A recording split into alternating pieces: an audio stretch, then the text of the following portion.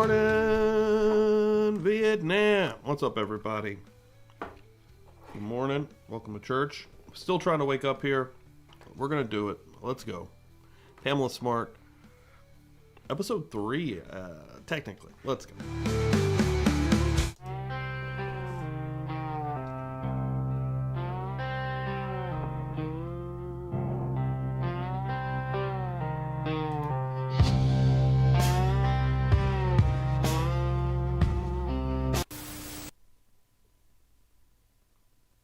Let's rock.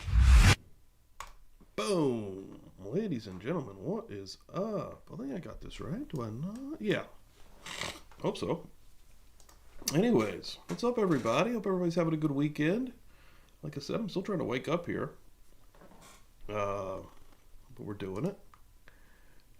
Went to Dan's last night. Had a cookout. Ate some burgers.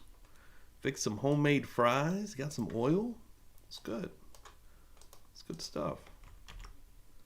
But I was out very late. And then stayed up late when I got home. My nose is trying to act up. I'm going to have to make some coffee. I'm trying to get the chat in here. See if this works. Boom! Semi Sharp, good morning. I wasn't even working properly yet. Let's get some bells going here. Church bells! Dan's good. He's hanging out. Making some burgers. We played a little bit of cornhole with some buddies. He's doing good. Teresa, good morning. Shelly, good morning. Sharon, good morning. Ruth Ann, good morning. Austin Rains, good morning. Good to see you. Hope you're doing good. What else we got here? Who else we got here this morning? Bunch of beautiful people. I think I got everybody. Wildside popped through. Thank you, Wildside. Appreciate it. Got the Pam emojis with her behind the jail cell bars. Hers trial is hard to get emojis for. Without it being crazy inappropriate. Leah, good morning. Ruth Ann, I think I got Ruth Ann. Good morning, everybody. Welcome in here. Yeah, we're going to keep rocking and rolling. I'm going to go and get some coffee. But right now we're starting out on the stand with a teen co-conspirator. One of the kids here that helped, maybe not committed the actual murder, but was a part of the conspiracy to kill the husband of Pamela Smart. Again, by a teenager. As she was sleeping with a teenager. And then threatening to withhold sex if he did not kill her husband. Pretty dark stuff here. Got an interesting one. Missing Dan's face on the reg because the bros always... I know. I hate it too. It sucks. I get it though, man. It's a lot. Like, it's just an extra thing in the week, and I don't know. I totally get it. But yeah, it sucks. I always enjoyed doing it with Dan. Dan's awesome. He's the only person I ever really wanted to do it with, really. I mean...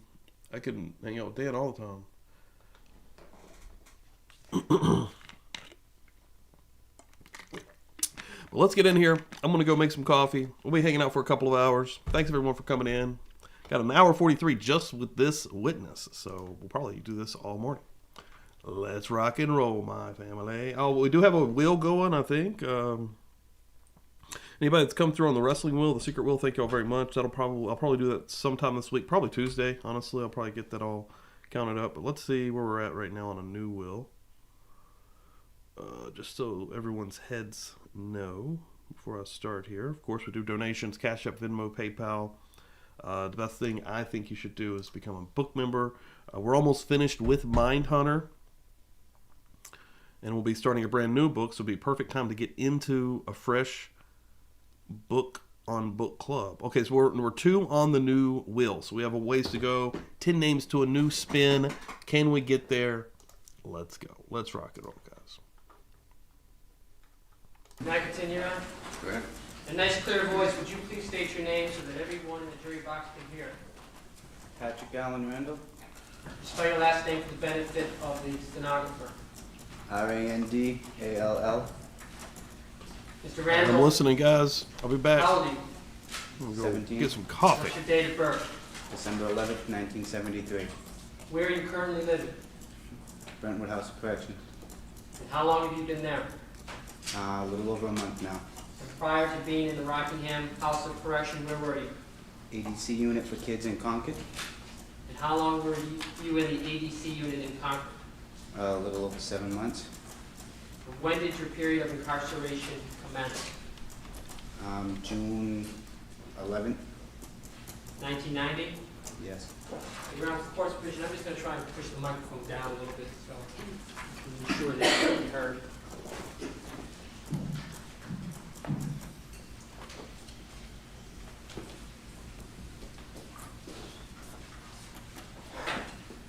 Before your incarceration in June of 1990, where did you live? 187 South Main Street, Seabrook, New Hampshire. I'm sorry, which town? Seabrook, New New Hampshire. Hampshire. And who did you live there with? My parents, And what are your parents' names? All right, I'll be back, guys. Fisher Randall and Frank Randall. I'll be on my phone How many though, and I got it in my brothers head. and sisters? No, I Got did my not. earbuds in. Where were you attending school? Hey, if at all, Brooklyn! at the time? Winnicott High School.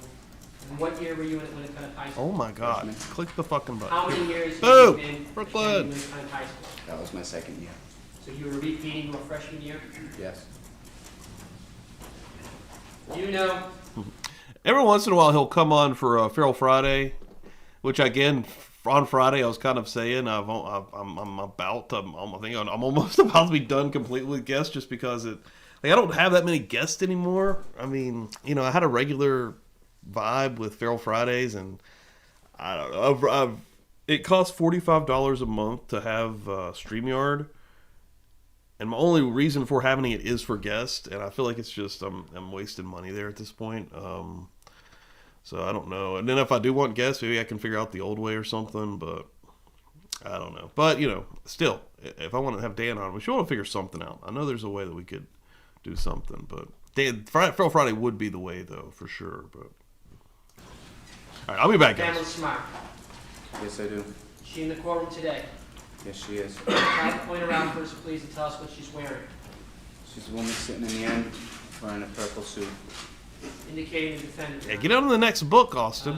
We have a good time in there. Tuesday nights, immediately following the regular show, we go right into a members-only show immediately, and we hang out for as long as the chapter is, which in this book, Mindhunter, is about an hour usually. And yeah, we just kind of hang out. I don't talk during the, I'll make a comment here or there, but I'm not like, I mute my mic and we listen to it through Audible. So we're in real time listening to the chapter through Audible. It's really, I think it's pretty cool. How did you know Pamela Smart? I was introduced to her by Bill Flynn. Where were you introduced to? Yeah, do it in the same room. That would be crazy. In that school? Yeah, that's Where right. did you meet? Hey, I'll be right back, guys. Now, do you know who is Bill Flynn? He's one of my friends How long have you known Bill Flynn? since 8th grade. And can you describe the nature of your relationship with Bill Flynn? He's one of my best friends And how long has he been one of your best friends? since about the end of 8th grade. And how many years would that be for you? 3, 4. Do you know Vance Ladden? Yes, I do. And how long have you known Vance Ladden? Since I was in 1st grade. And what's the nature of your relationship with Vance Ladden? He's also one of my best friends. And do you know where Bill Flynn and Vance Ladden went to school? Yes, I do. Where was that? Now, what name are you normally known by to your friends? Pete. As opposed to Patrick? Yes. Why is that? Nickname. And how is Bill normally known to his friends? Bill Flynn. Bill. Vance Landry Jr.? J.R. And are those the names that you used for, was that the name you used for Vance Landry Jr. was J.R.? Yes, it is. And you're commonly referred to as Pete? Yes, I am. Now, who's Raymond Fowler? A friend of ours. And how do you know Raymond Fowler? Through Ralph Welch. He's Ralph's cousin. Who's Ralph Welch? Another one of my friends. How do you know Ralph Welch? I've known him since 1st grade. And do you know where Ralph Welch lived back in the spring of 1990? At the Latterman's house. That would be JR's house? Yes. Now, through Ralph Welch, you met Raymond Fowler? Yes. And how long did you know Raymond Fowler? Since about 4th grade. And what's the nature of your relationship with Raymond Fowler? A friend. Not as close as JR and Bill? No. What about Ralph Welch? He was one of my best friends. Now, how old is Bill Flynn and JR? Well, let's go one at a time. Do you know how Bill is? He'll be 17 March 12th of this year. And JR? Is 18. And how old is Ralph Welch? 18. Raymond Fowler? I believe he's 19. Now, I'd like to call your attention to May 1st, 1990. Do you recall that day? Yes, I do. Did you go to school that day? Yes, I did. Can you tell me what you did after school? I went to Haverhill to pick up Jaz's grandmother's car in order to go to Derry to kill Gregory Smart. Now, where did you immediately go after school? To Jaz's house. Who was with you at that time? JR and Bill Flynn. And how did you get to JR's house? School bus. And was there anyone else with you at that time? When I returned home from school, That's correct. besides my friends, no. Now, a moment ago you said you went to Haverhill to get a car to go up and kill Gregory Smart. After school that day, did you know that that was your plan for that day? Yes, I did. Now, once you got to JR's house after school, what happened next?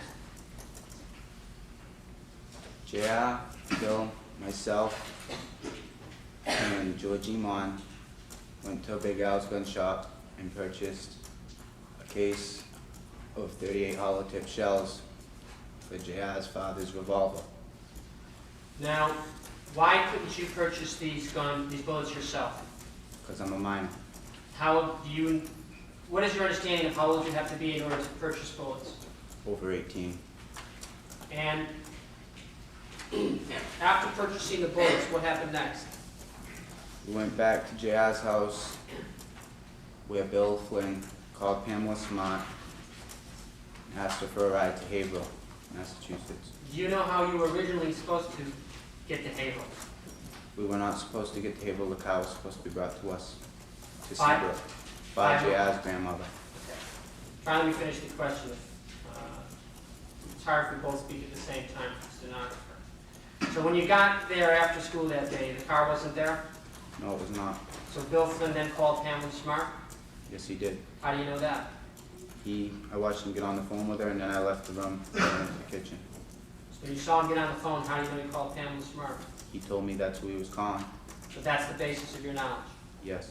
And after Bill Flynn did that, did there come a time that day when you saw the defendant? Yes. She came down to the house to pick us up in order to bring us to Haverhill. When she came down to the house to pick you up, about what time was it? 3:30, maybe 4 o'clock. Was there anyone with her? She was by herself. Can you tell us what kind of car she came down to pick you up in? Silver Honda CRX. And you know what the license number was in that car? It's a vanity plate hailing. Now, how was it that you were aware of on that day that you were going up to kill Gregory Smart? It had been planned between Bill, myself, Vance, and Pam And for how long had you been planning? since April, March. The same year? Yes. Now, once Pam came down to JR's house, now by the way, can you tell us where JR's house was? 65B Collins Street, And how far is that in relationship to Winnicott High School? probably 6 miles. And how long did it take after Bill made the phone call for the defendant to show up in her car? 15 minutes, maybe 20. Now, this wasn't the original plan. No, it was not. Now, once she showed up in the car, what happened next? She got in the back with Bill. Jad drove the car, and I got in the passenger seat and we went to Haverhill. Now, can you describe what the back of the CRX was like? When I say the CRX, I mean the front of her car. It's a hatchback, and it doesn't have any rear seats. It lays down. It's flat. So how was it Can you tell us how Bill Flynn and the defendant were positioned in the back of that car? They were laying down. Where With were their their feet. heads and where were their feet? Their heads were pointed towards the hatchback and their feet were between the seats. So when you say the head was pointed towards the hatchback, you mean the back of the car? Yes, And the feet were towards the front? yes. Now, once you all got in the car, what happened next? We drove to Haverhill, and on the way I had a discussion with Pam. Can you tell us, well, let me withdraw that question. Prior to your ride to Haverhill with the defendant, had you ever had any discussions with Pamela Smart concerning the murder of her husband, you personally? No, I did not. Is this the first time that you ever had any discussions with Pamela Smart on this subject? Yes, it is. Can you tell us what you said to the defendant and what she said to you? I asked her could we go over the plan because I wanted to make sure everything was gonna work. And she told me that we'd go in through the bulkhead. They should leave the bulkhead and the back doors unlocked. We could go in, make sure we didn't turn on any lights, not to hurt a dog. And that we could ransack the apartment, the condo, take what we wanted, and wait for Greg to come home, and when Greg came home, we would have killed him. Now, did she tell you why you shouldn't turn on any lights? Because she said Greg was a wimp and he wouldn't come in the house if the light was on. What was the word she used? A wimp. And do you know what her dog's name was? Halen or Haley? And when she said not to hurt the dog, did she give you any other instructions concerning the dog? I'm not sure. You can't recall? You're gonna have to say yes or no. No, I cannot recall. Now, why did you just ask to go over the plan? Because I just wanted to make sure everything would work out. And what else was said at that time? I asked her would she freak out if she saw a lot of blood, because I felt that stabbing Greg would be a lot easier than shooting him, considering the gun would make a lot of noise, and the fact was the gun was JR's father's and we didn't want to use it if we didn't have to. And what did the defendant say when you asked her if she would freak out if you used the knife? She said, why didn't we just use a gun, and told me that if I was to stab him, it'd get blood everywhere, and not to get blood on the sofa. Now, at that time, did you have a knife in your possession? No, I did not. Was there any weapon inside the car as far as you knew it at that time? 38 handgun. How do you know that? It was on Bill, And where was Bill carrying it at that time? in the waistband of his jeans. I'm sorry? In the waistband of his jeans. And do you know what, if anything, Bill did with the gun at that time? I seen him once reposition it in his pants. Now, when you said to the defendant you wanted to go over the plan, how was it that you were even aware that you knew what the plan was? Bill had told me previously And what did Bill tell you? that Pamela Smart wanted her husband killed because she wanted out of relationships, but she did not want a divorce because that would leave her with nothing. And after Bill had showed her the gun, were there any other conversations in the car on the way down between, let's say, Pam Smart and JR? Yes, there was. What was that about? JR was speeding, and she told him to slow down because what would it look like getting a speeding ticket in Haverhill, Mass, when she's supposed to be in Hampton, with him driving her car and with a handgun in the car.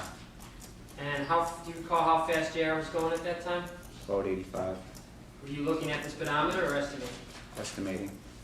Was it a habit of JR to drive fast? Yes. Now,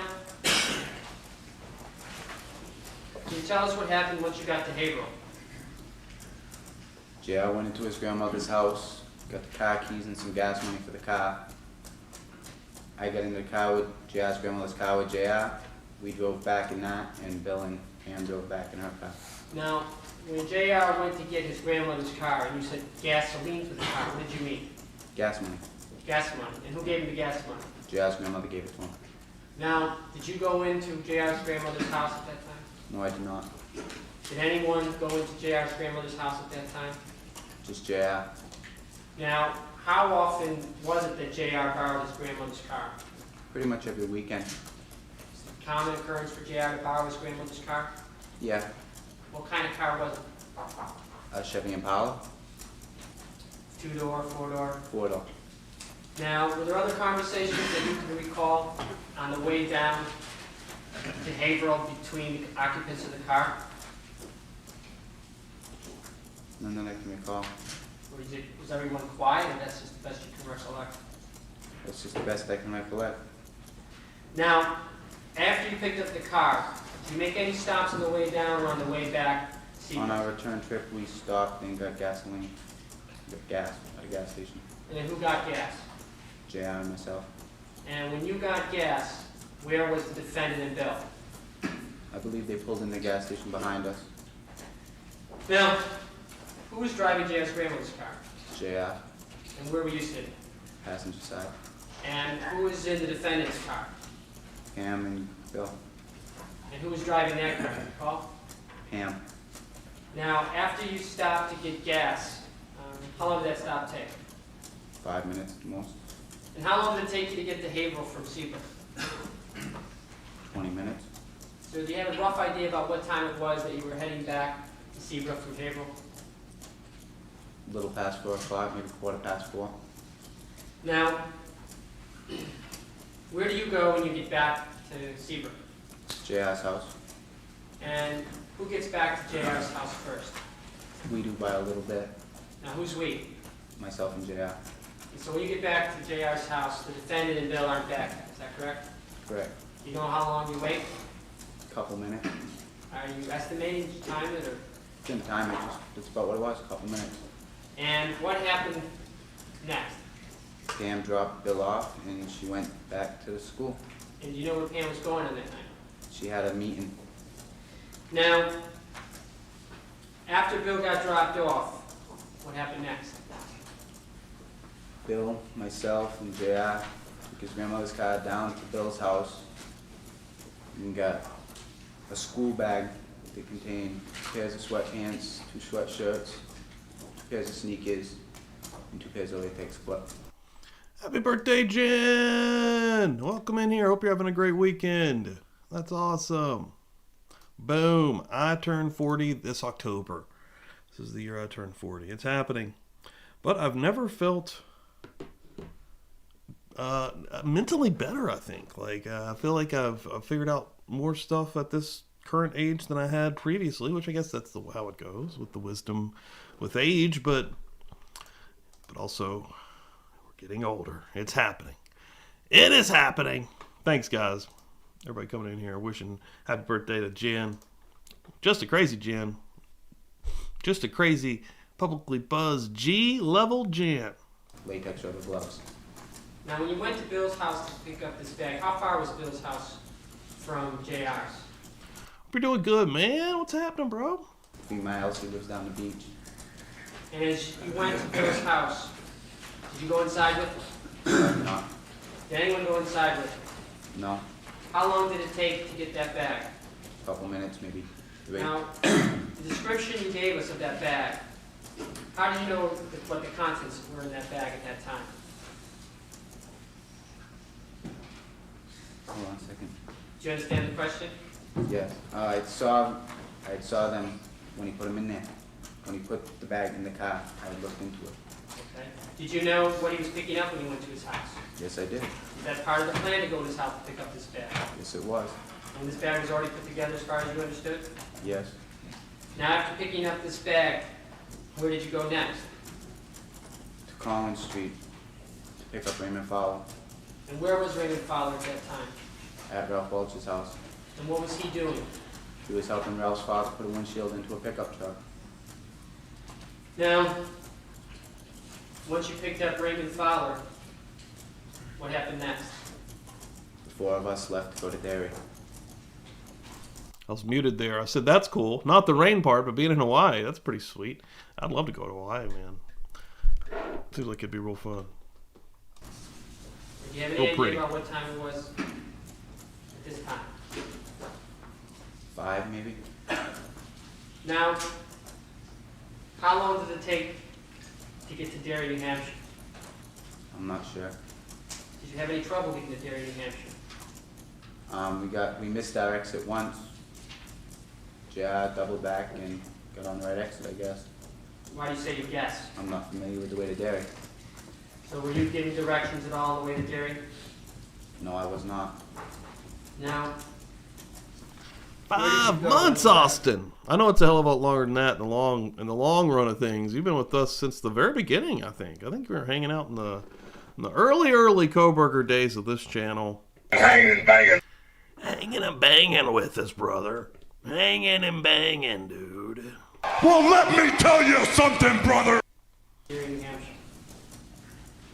We circled, we went into the plaza, circled around Misty Morning Drive once to get a layout of how the condos were set up, so I know where we were going in and everything. And then we went back to the plaza. Had you ever been to Misty Morning Drive before this time? No, I had not. Now, when you said you went to the plaza, you know the Jen gonna get on that thing. Thank you, Jen. Appreciate that. I'll get you right on here. You're number 3 on our special wheel. On this new wheel we got going here. I'm going to add you on to Ashy Snow and LS. Thank you so much. Yeah, and happy birthday for real. I know turning 40 is a big one, and I'm definitely not looking forward to it. I was hanging out in my late 30s, in my mid 30s, excuse me, for a long time. You know, and really into this year, I basically admitted that I wouldn't admit that I was in my late 30s, but what can you do? We can't control this thing. We're going to keep on keeping on. I'm telling you like it is, baby. Thank you so much. Into the plaza? No, I do not. Okay, now when you say you drove around 40 Misty Morning Drive, can you basically tell us the route you took, as you recall it? Through a road behind the plaza, around the complex. A road goes completely around and comes back out in front of the plaza again.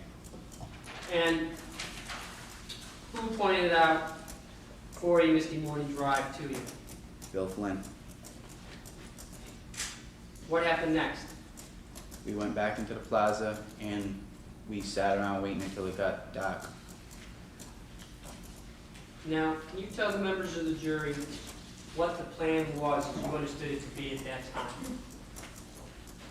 We would wait until dark, take the bag full of clothes, go out behind the plaza and change into the sweatsuits. Wait till dark. I wish I could talk like this guy. Wait till dark. Wait till dark. And then we were to go into Gregory Smart's residence, ransack the apartment, and wait for Gregory to return, where we were going to stab him with a knife. Now, who was going to go inside apartment 4E? Bill Flynn and myself. And what was JR and Raymond Fowler's role?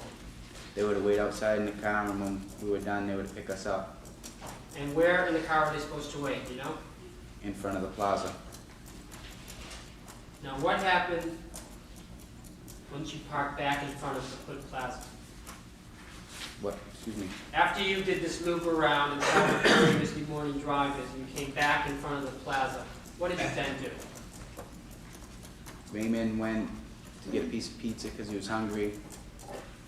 Vance, Bill, and myself went through stores looking at tapes. Then we went into Ames and bought a roll of Scotch tape Now, why did you buy a roll of Scotch tape in Ames? because we weren't positive if the rubber gloves would be enough to keep our fingerprints off of anything in the house. So to make sure we taped our fingers with Scotch tape. Dude, it is fucking. Now, This is was a your dark plan one, to tape dude. your fingers with Scotch tape? Yes. Now, where did these latex gloves come from, you know? Bill had them. In the bag? Yes. Do you know how many pairs he had? To my knowledge, only 2. Now, do you have, it's still light at this time? Relatively. And Sun setting. do you have any idea what time it's about? No. About how much time do you have to spend or waste at the Hood Plaza? I'd say about 45 minutes, maybe. And besides going to Ames and these other stores? and maybe Ames. getting There were these pieces, Ames, do you that do name, anything else anyway. at that time? I don't know if I ever went to Ames, but I remember Ames. And then we went, sat in the car. Like we had a one in our What mall. happened next? When it got dark enough out, Bill loaded the gun, we taped our fingers up. And then we went, walked behind the plaza, changed into the sweatsuits, put our normal clothes into the bag, left the bag behind the dumpster, and we went. What an evil started fucking going up the road. bitch, dude. Now, when you say Bill loaded the gun, let's back up a little bit. Where did Bill load the gun? In the back. Shit. Got some help coming through here this morning. Boom. Jen coming through with another $2 holler. Money train, choo-choo. I'm aboard, everyone. Thank you so much. I appreciate that. I'm telling you like it is, baby. What we got here for? I get shit. I'm a bad man. Boom. I was trying to do that song Friday in Leprechaun voice. We were watching Leprechaun Back to the Hood. That wasn't working out very well. Thank you so much, $2 holler. And then Chris coming through with a $2 himself. Thank you, brother. Appreciate that. I'm sober enough to know what I'm doing, and I'm drunk enough to really enjoy doing it. Hell yeah. Nice. Thanks, guys. Appreciate that. Helping us out here. The Buzz Nation, baby. With the car, And what kind of gun was this? 38 stub nose, And how many bullets did it hold? 5 rounds, Did you see Bill load the gun? yes. And where did Bill have the bullets? To my knowledge, in his pocket, So prior to loading it at that time, was your understanding the gun was not loaded? correct, And this was occurring inside the car? yes. Now, where were you at this time? Sitting in the back seat next to Bill, And after the gun was loaded, you said you grabbed the duffel bag and you left, is that correct? yeah.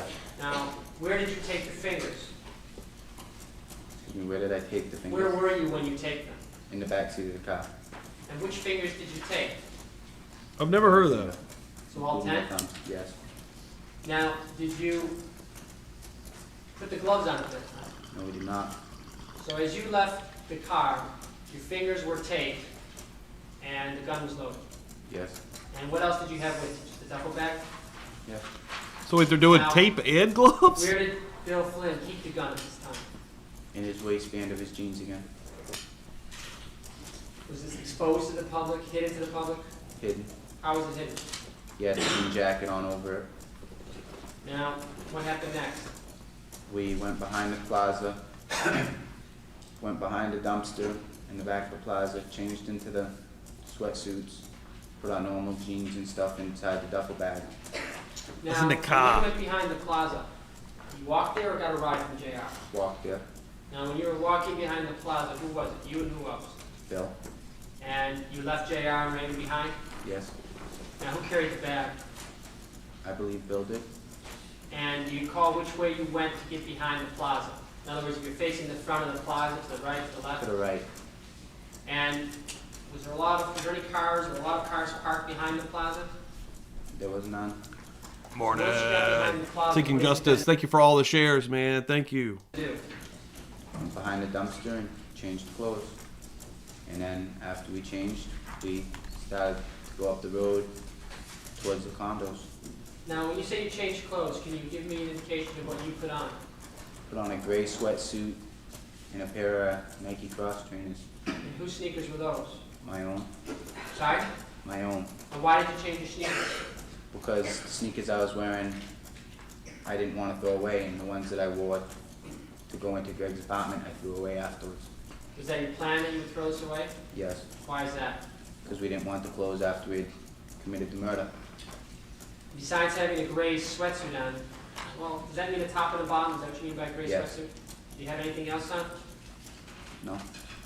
Can you tell us what Bill had on?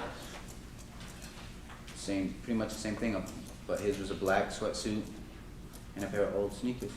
And do you remember what kind of jacket, top he had on? Just a sweatshirt. Now, do you recall what time this was about? 7:30 maybe. It was getting dark. Now, were these your clothes or were these clothes that Bill had gotten together?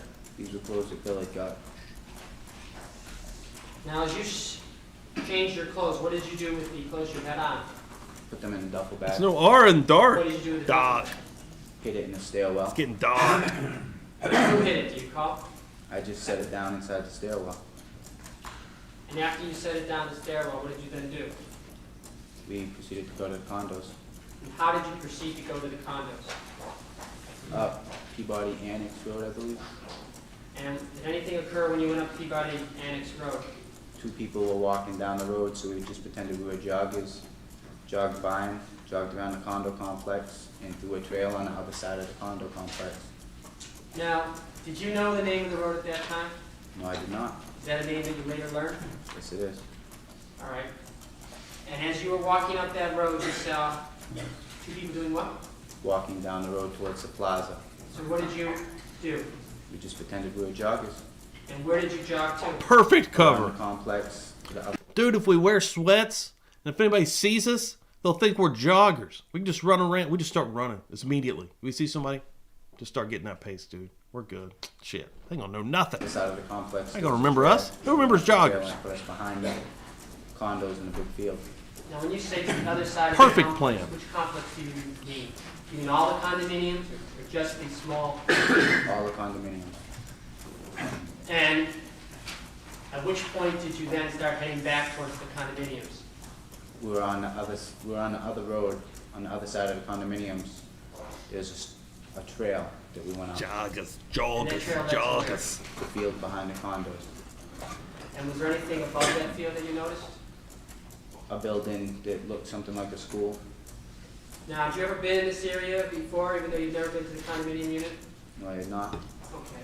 Just gonna set up You a don't think you should have scoped out the location? You know, got some eyes on it at least. diagram for 1 second and ask you a question or two about it.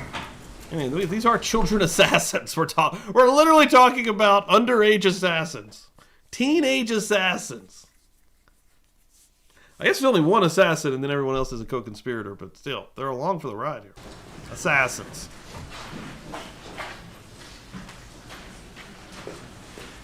I can't even say assassins like that. How would they say assassins?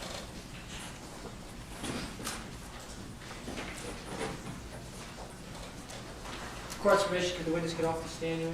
I do wish there was a camera in the front so we could get Pamela's Come face. down and face the diagram. This is the back of the plaza. Can you give us an idea, is this the road you're referring to that you went up? Yeah. And when you went up this road, you were jogging? Yeah. And how far did you take it? We jogged around, down, and I believe we went all the way through to here. Okay, now when you say you believe, do you know anything about the names of the roads or anything along those lines? No, no. Okay. Now this road comes right behind what would be on this diagram. Why don't you stand to the side? Which is 4E. Now, did you have to go through a lot of condominium units before you got back to the area? No, How many did you have to go through? When I say go through, go by, I guess is the word I'm using. I wouldn't be sure. You're not sure. Whoa. All right. Turn your You seat. gonna be on the stand? Damn. Now let's hear her talk about her sexcapades with children and trying to make this not her fault. I'm real excited for that, actually. It's gonna be cringy as hell. Now, where were the, did you have your gloves on your hands at this time? No, we did not. And as you were going through this field with this building that you seen to be a school or something to that effect above you, is that correct? Yes. Is that building to your right, to your left? It would be to my left as I was going through the field. And how long did it take you to go through that field? A couple minutes. And as you went through that field, where did you then go? To the back of apartment 4E. And what happened when you got to the back of apartment 4E? There was people on the road in front of the complex, or inside the complex, that were dropping people off in a car. So we just sat and waited, And where did you sit and wait by? right in front of the bulkhead doors, probably maybe 20 feet back from them. And what were you standing near? We were in between two other condos. I mean, were you in plain view of the windows? Were you next to a building? We were in plain view if someone looked, but if nobody looked, we were in the shade. Shade of what? It was getting dark, the condos and stuff made it even darker. And how long did you have to wait there? About 15 minutes. And what happened after that? We put on our gloves, Went through the bulkhead doors. Who opened the bulkhead door? Bill. How long did it take to get the bulkhead door open? About a minute. This is like Bill and Ted go to kill a person. He had a little bit of trouble at first, and then he opened it. And Bill you and got Ted time for it, or commit you murder. didn't? Totally awesome. Figure of speech. Figure of speech. This summer. And after the bulkhead door was open, what happened next? Went through down through another door. Soundtrack by basement, Van Halen. And up a set of cellar stairs into the living room of the condo. And when you went down through that door, after the bulkhead door, it was difficult to get through that. It was just unlocked. Just open, turn the knob. So you just turn the knob and walk through, is that Yeah. correct? And then you got to the first floor? Yes. And what happened when you got to the first floor? Bill got the dog, put the dog in the cellar. And what did he have to do in order to get the dog into the cellar? Chase it around the couch, And what was the dog doing? barking and running away from him. And how long did it take Bill to catch the dog? A few minutes. And after he caught the dog, then what happened? He put it in the cellar. And were there any lights on inside the apartment unit at this time? No, there were not. So what did you then do? We went upstairs, ransacked Pam and Greg's bedroom, took Julie out of the master bedroom bathroom, went downstairs. Let me back you up a little bit. Where was the jewelry that you took out of the master bedroom? It was in the bathroom adjoining to the bedroom in a jewelry box. So what did you do with the jewelry that was in that jewelry box? Yeah, somebody could do this to somebody else, man. Pillowcase So off the bed. they say this shit all the time, though. When we just got out of that one, the poisoning, and there's another poisoning one going on with the, what was it? I saw the video on Friday. Like the lady was videoing it, almost like it was Sarah Boone-esque. Like had those vibes for sure. She was videoing this dude, I guess, fucking dying from whatever she poisoned him with. What was it? I can't remember what it was.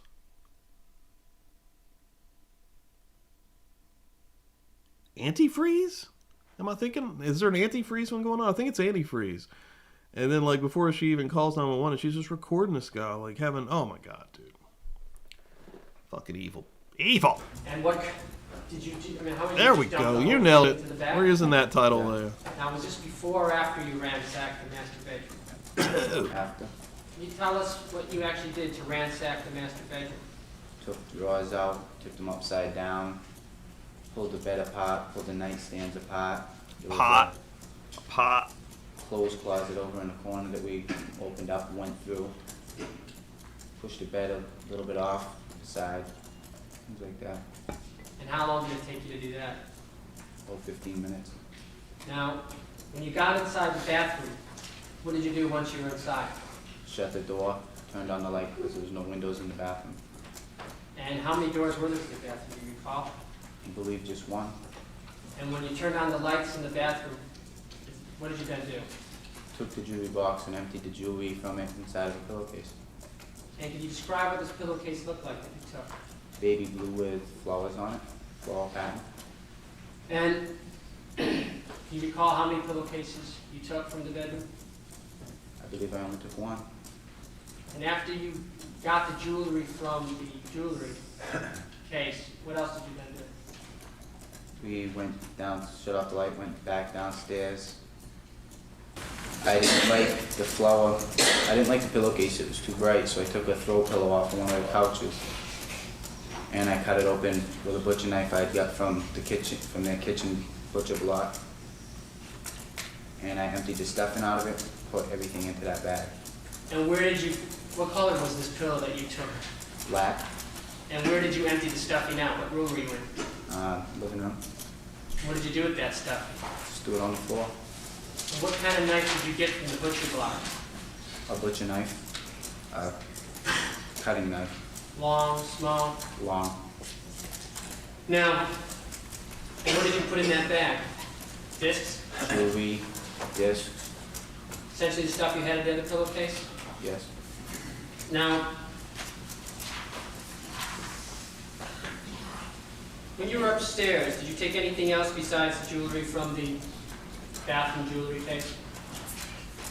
Just that from the bathroom jewelry case, but we had taken a small portable TV down into the living room also. And where did you put that in the living room? In the living room next to the TV. Well, in between the TV and a sofa. And did you take anything else? No, I don't think I did. Do you remember anything about any sunglasses? A pair of blue Viennese that went into the bag. I'm sorry? They went into the pillowcase. And where were they taken from? They were taken from the dresser. Now, there was a second room upstairs. Did you do anything in the second room upstairs? No, I did not. Did Bill go in there as far as you know? As far as I know, no.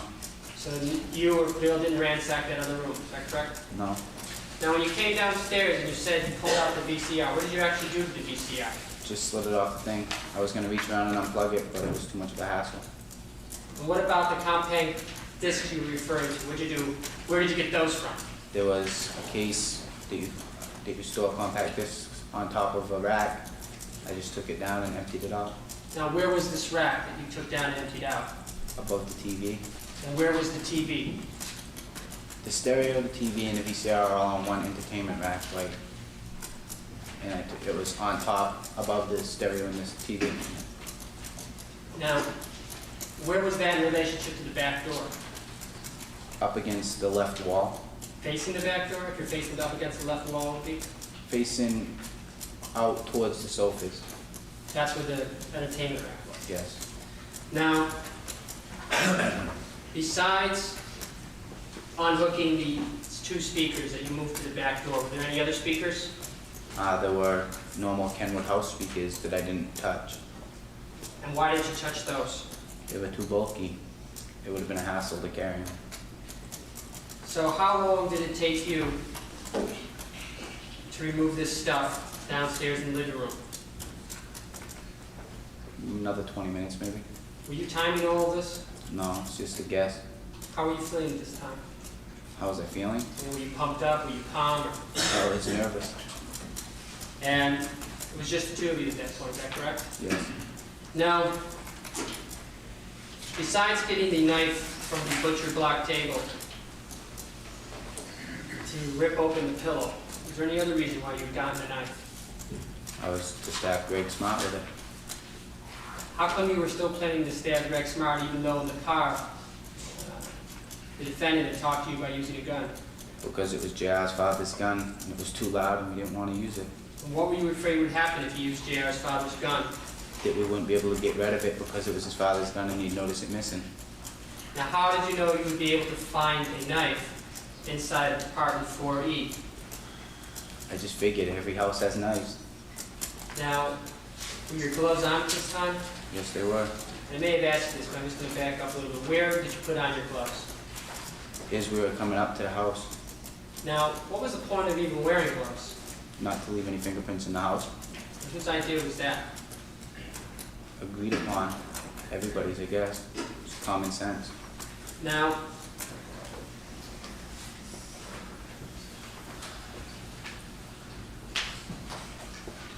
how long did, after you were done going through the downstairs living room area, did you do anything in the kitchen? Pulled it apart a little, nothing much. Just went through it. And after you were doing this, what happened next? We sat around and waited for Greg Smart to get home. During that time, did you have any discussions about what you were going to do when Greg Smart came home? We went over different ways of, once he came to the door, getting him into the house. Can you tell us about some of the ways you discussed? At one point, we had taken a bathroom towel from one of the bathrooms, a big blue bath towel that we were going to wrap around his head and pull him in with.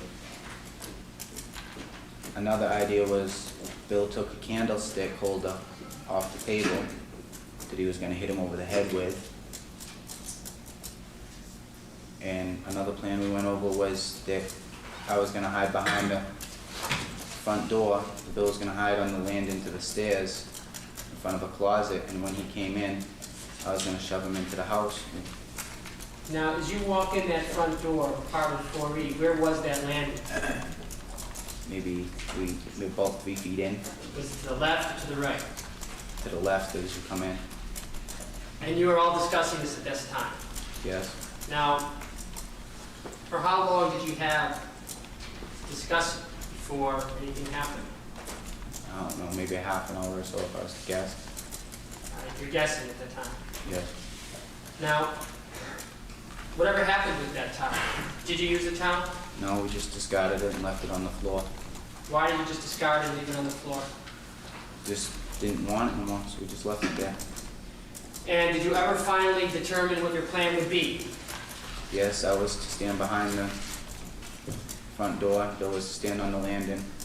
When Greg came in, I was to pull him into the house, and we were both jumping. Now, why was it that you were going to be behind the door and Bill was going to be on the landing? Is there any reason for that? I was a little bit stronger than Bill. And how would that affect the plan? It was that I'd be more capable of getting him into the house. Now, did there come a time when Gregory Smart came home? Yes? And how did you first know that Gregory Smart had come home? Bill was in the kitchen looking out the kitchen window And where were you? in the living room while sitting at the dining room table. And what happened next? We got up, and as before he was coming through the door, the roles switched. I got on the landing, and Bill got behind the door. How did that happen? We were nervous, and we just jumped into whatever closest places. Now, did you have anything in your hands? No, I did not. Well, yes, I did. I had a knife. And was there anything wrapped around the knife? Paper towels from the kitchen. Now, why did you wrap the handle of the knife with paper towels? Paranoid about fingerprints. And do you know how many paper towels you wrapped around? Pay attention at all when you did that? Not really. And do you know whether or not Bill had anything in his hands? He had nothing in his hands. What happened to the candlestick holder? He had just dropped it on the floor. So what happens next? Bill's standing behind the door. I was standing on the landing. And when Greg came into the door, he opened up the door and called to his dog. And Bill grabbed him, pulled him in to the house, and he was screaming and trying to run out. At the time, I was just standing on the landing watching it all happen. And then I stepped around off the landing and around both of them, pushed Greg into the house, and shut the door. And did you have any trouble shutting the door? The house mat got caught underneath it, so I had to kick it free and then shut the door. Were there any lights on or off? I'm not sure. Your Honor, maybe we could take the afternoon break. Take a short recess. All right. Can I continue, Your Honor? Go ahead. Okay.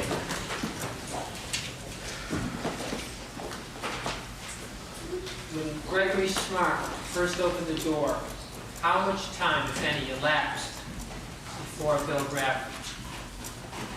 2 seconds. Was there a pause of a few seconds? Long enough for him to call for the dog and stuff. After Bill grabbed him and you came down off the landing and grabbed him, what happened next? I pushed him in, I shut the door,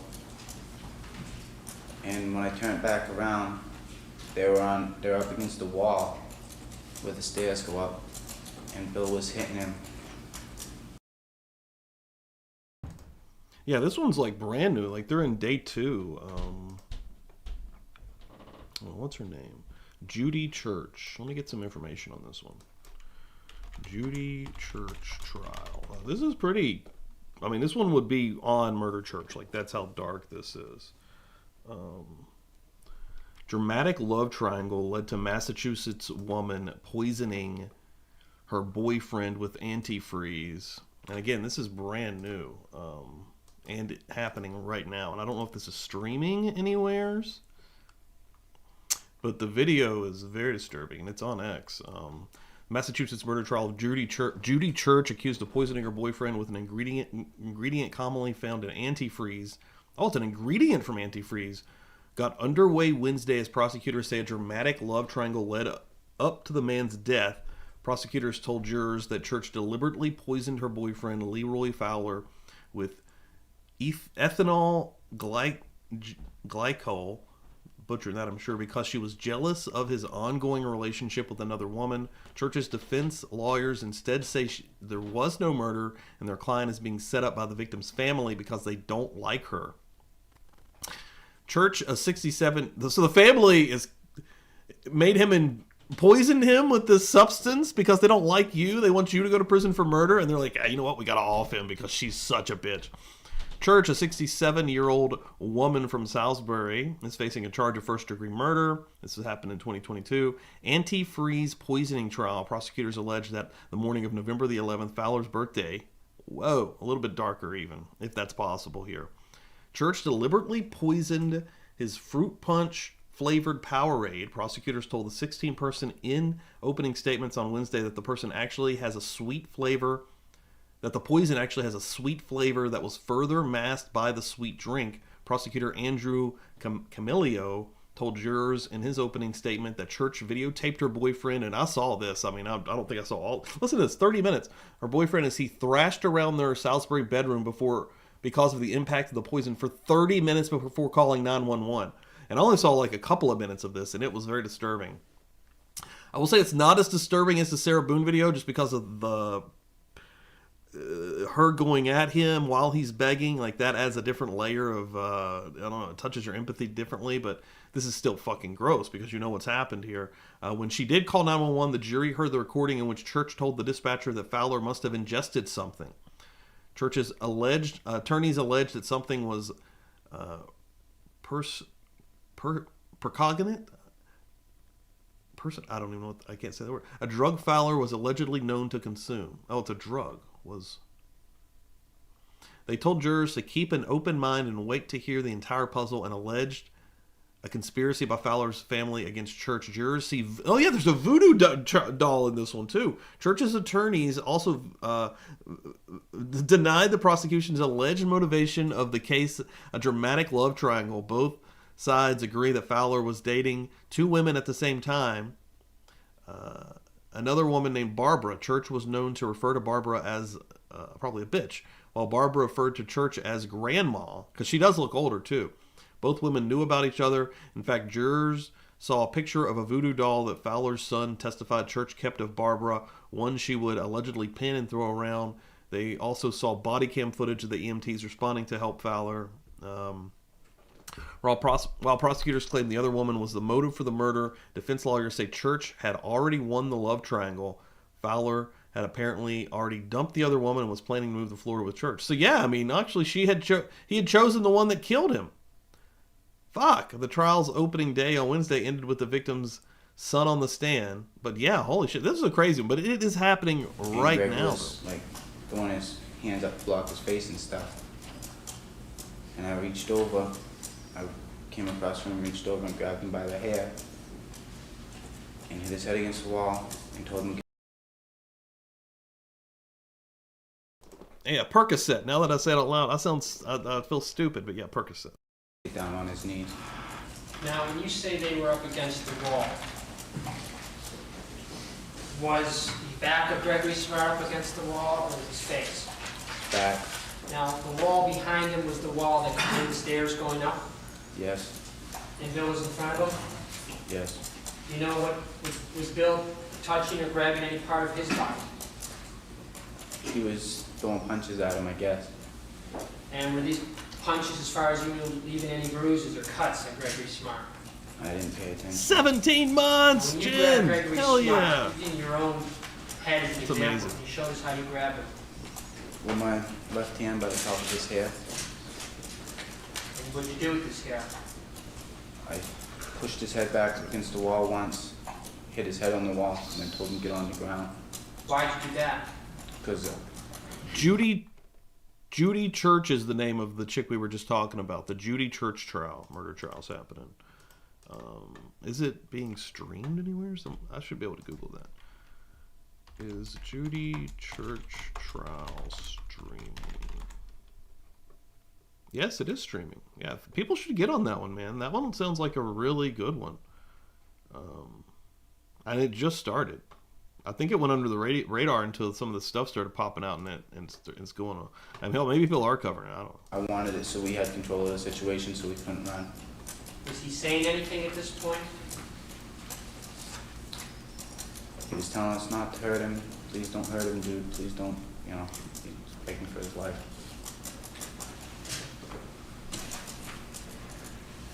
How loud or low was this going on? Couple minutes, then he stopped, and he Choo choo time! Jen, you're taking care of me. I appreciate that. Holy shit. On your birthday.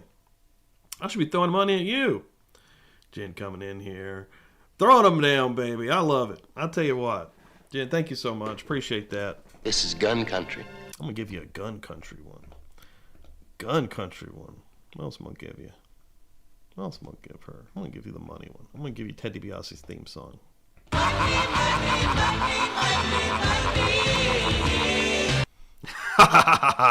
Hold up! Hold up! Hold up! Boom. Thank you so much. wasn't that loud. He was yelling, but not loud.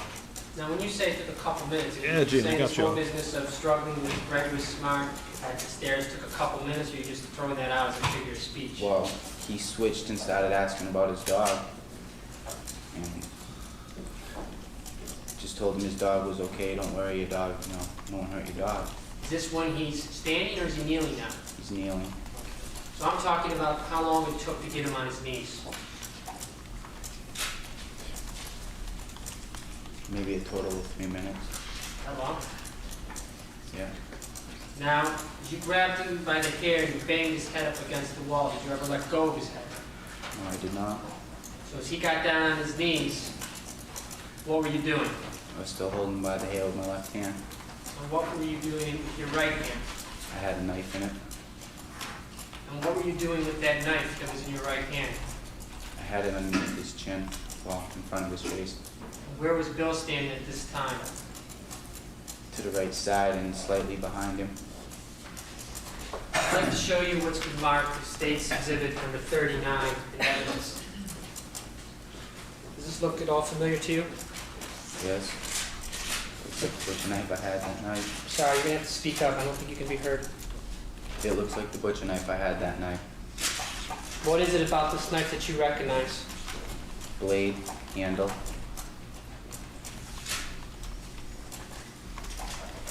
With the court's permission, could the witness just get off the witness stand for a moment, Your Honor? And could you stand before the jury? Boom! There we go. Austin Rand's coming through. Throwing the plate in the air for Jen's B-Day. That's awesome. Put her on the wheel for me. Oh, shit. Jen getting on there again for her B-Day.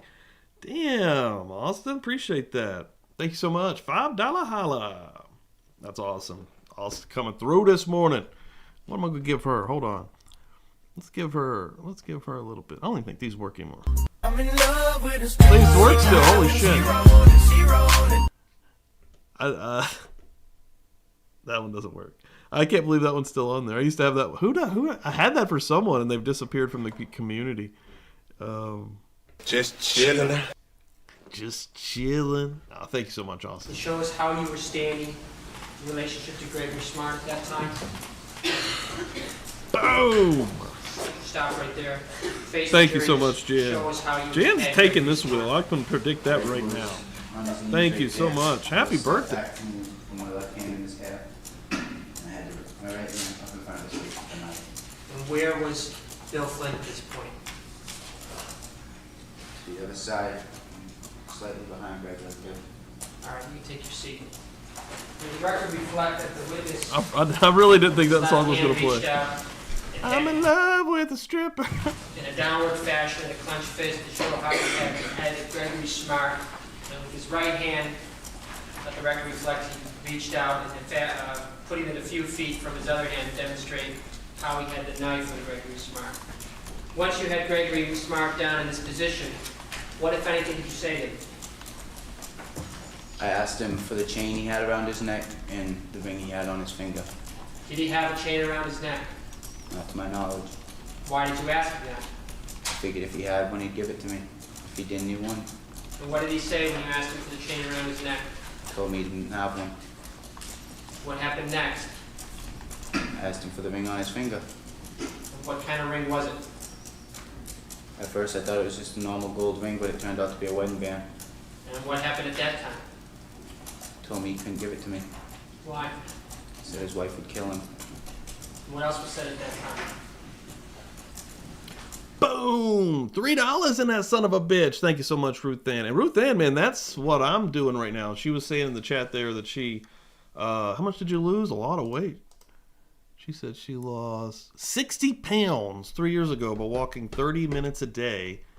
And, well, last year I lost a bunch of weight by kind of doing something similar. I didn't do all this walking. I really just did the diet.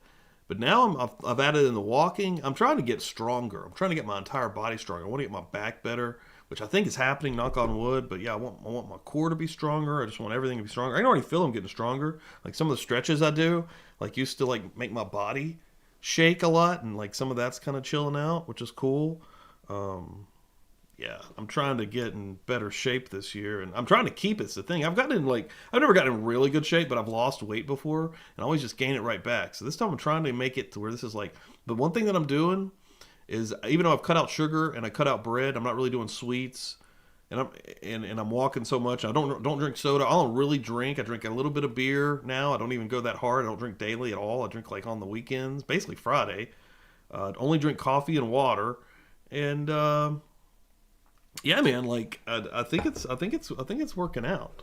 And I'm glad it's getting pretty now, so I can walk around outside. But yeah, because yeah, man, the older you get, the worse it's going to get, and we're already hitting almost fucking 40 here. As crazy as that is to say out loud, so I just want to be a little bit healthier, or try to get healthier. I think it's working, man. Like I'm waking up with the one thing I was about to say there that I still do, you know, even though I do all of that stuff and I've cut all that stuff out, I do one cheat meal, and sometimes it'll spill into two, or you know, I'm not so strict that I'm pretty strict during the week, but on that Friday, every Friday, basically what I've been doing is I'll go and get something that I want, like that it's not really sweet. It's usually a burger or something, right? Like I love a Big Mac, something like that. Like I know that's garbage, but I'm not eating out really during the week at all. I cook every night during the week. I'm buying food, basically fixing meat, veggies every single night. Yeah, baby. Rocking and rolling. Thank you so much, Ruth Ann, is what I'm saying right now. Did I get you on the motherfucker? Well, let's get this girl. Respect my house. Ruth Ann, thank you so much. Appreciate that. Oh, Sleuthy sweetheart coming through here this morning. What's up? Good morning, good morning, good morning. Let me get her on here. Boom. Thank y'all so much. Damn, we are building a wheel this morning. Where are we at? 1, 2, 3, 4, 5, 6, 7, 8, 9. Holy shit. We're already 3 away from a wheel. Oh my God. That's incredible. Dude, that's true too, man. Yeah. It'd be cool to be able to actually get in shape. That'd be crazy. Like actual shit. Like, I don't think I'll ever. Dude, I did crunches. And so I just started that. I just started the push-ups and the crunches this week. And, yesterday my shoulders were hurting so bad because of the push-ups. Like I've been trying to do and I don't do it all at once. You know, I'm trying to just break out like 5 through the day, right? Here and there. But the crunches I did, oh my God, I barely get up off the floor. And then the next day my stomach hurt so bad. But I'm gonna keep doing them, man. He kept on just pleading for his life. And we were telling him to be quiet. Now, when he said my wife would take you to the ring, what did you say to him? I didn't say anything. I apologize if I did. You know whether or not you had any other rings now? Oh my God. What about $2 more. Shit, Jen. 40 is okay. I posed as a question. 40 is fine. We're all almost at 40. You know, I think 40 is the new 30. Let's just be honest. Look at the people around us. All right? Look at folks around us in the past. Look at what 40 looked like when we were kids. All right? They look like fucking 60 now. Or older. What am I saying? Like a 40-year-old in 1990, a woman or a man. I mean, dear God, today you can have a 50, 60-year-old man or woman that could literally be chiseled out. I mean, it's all about how you take care of your body, man. It really is. Like, so yeah, 40 is nothing.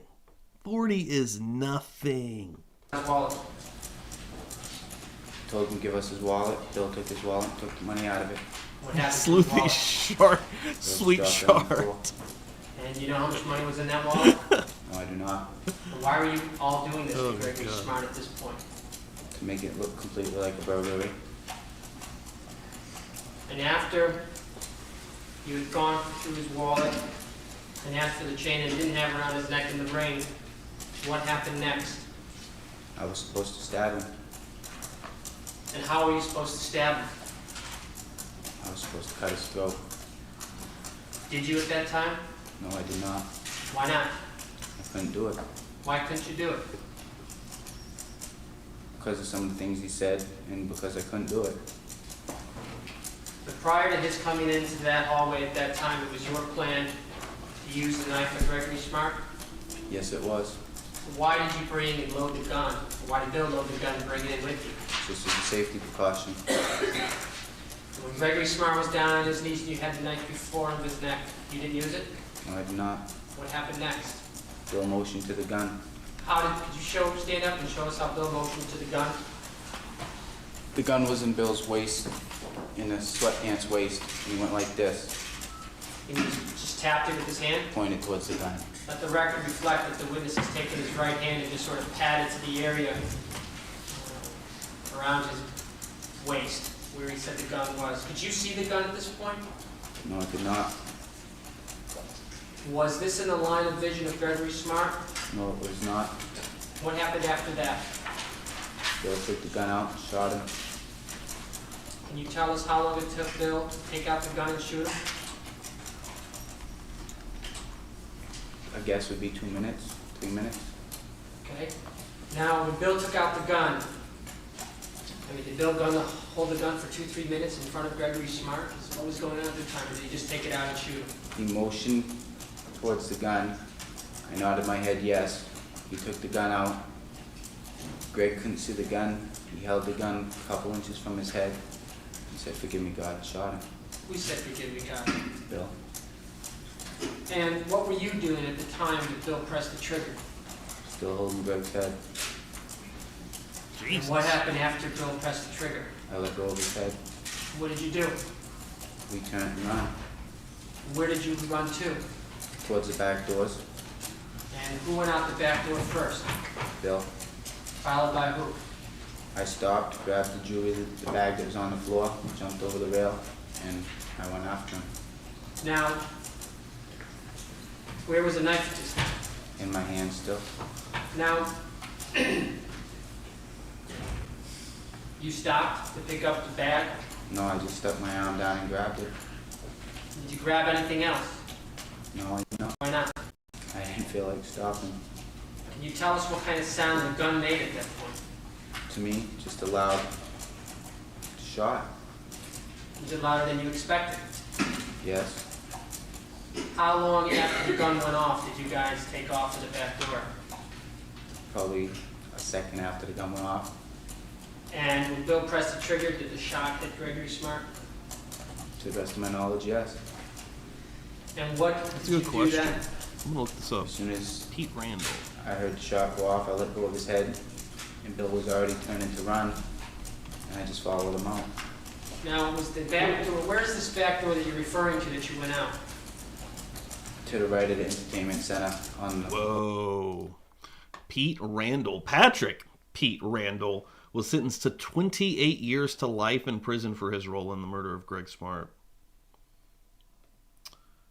Original sentence, Randall pleaded guilty to second-degree murder, was initially sentenced to 40 years to life with 12 years suspended. I guess for what he's doing here. Sentence reduced in March of 2009. A judge reduced his sentence, making him eligible for parole after serving 25 years. Parole and release. Randall was granted parole on April 9th, 2015, after serving 25 years and was released shortly after joining other co-conspirators who had already been released. He was released on parole around the same time William Flynn was in 2015. Whoa, some of these dudes are, well, the majority of these dudes are out. I wonder about the main one here, we'll see, but, what do y'all think about that? along the back wall. And was that door, was it a sliding door, an opening door, do you recall? It was an opening door with glass panels in it. Was that door, did you have to unlock it to get out, or what? No, when we had first entered the house, Bill had opened the door, slightly ajar. because you knew that's how we were leaving the house.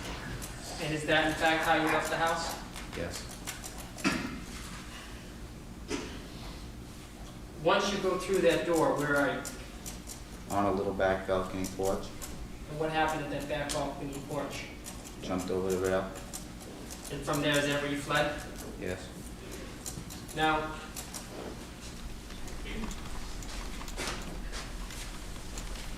I'd like to show you what's been marked as State's Exhibit number 5 in evidence. See the blue towel that's in that photograph? Yes. What can you tell us about that blue towel? It's the one we're taking from the bathroom. And how did that blue towel get in the position that it's in now? Do you know? No, I do not. I'd like to draw your attention to what appears to be white paper towel to the right of Gregory Smart's right hand. Can you tell us how that got there? It was part of the paper towel wrapped around the knife. And how did it get off? I had repositioned the paper towel I had around the knife and wrapped a new paper towel around the knife. Why is that? It's because the other one was getting sweaty. So the entire time you had the knife, you had paper towel with you? Yes, I had it wrapped around the handle. Now, by his left foot, there appears to be the candelabra, which is... Well, let me show you this. Defendant's Exhibit number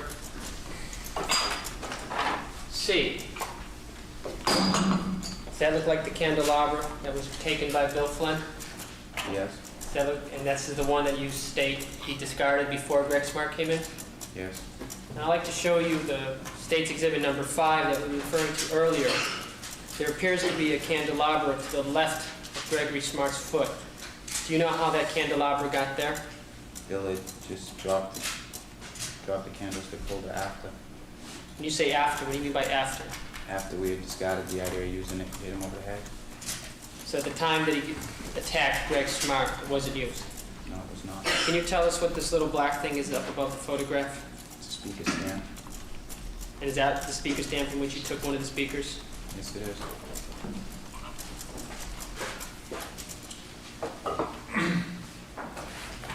Court's permission, Judge. I'd just like to walk this past the jury after that description briefly.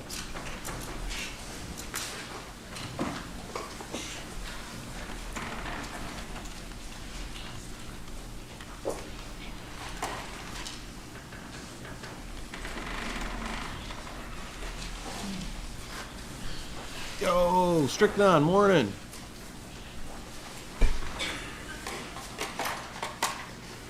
This is an interesting trial, honestly. It's a good, I'm glad this one won.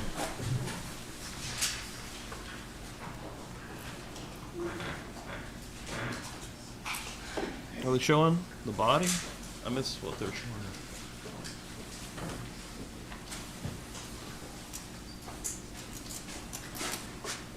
I haven't really heard much from this judge at all. I can't even really get a real read on him. Everything's just kind of flowing freely. I'd like to show you what's marked as State's Exhibit number 18 in evidence. Do you recognize where in this photograph you got the knife that you referred to?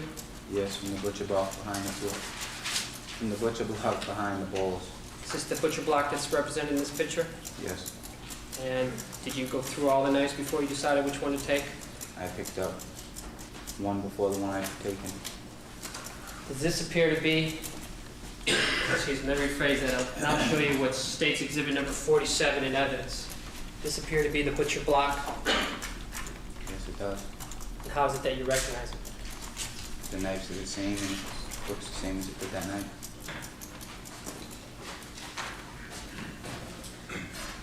And this is the knife that you took from this butcher block?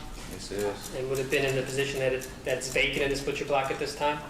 Yes. So when you originally got to the apartment, this knife was in that butcher block like that? Yes, it was.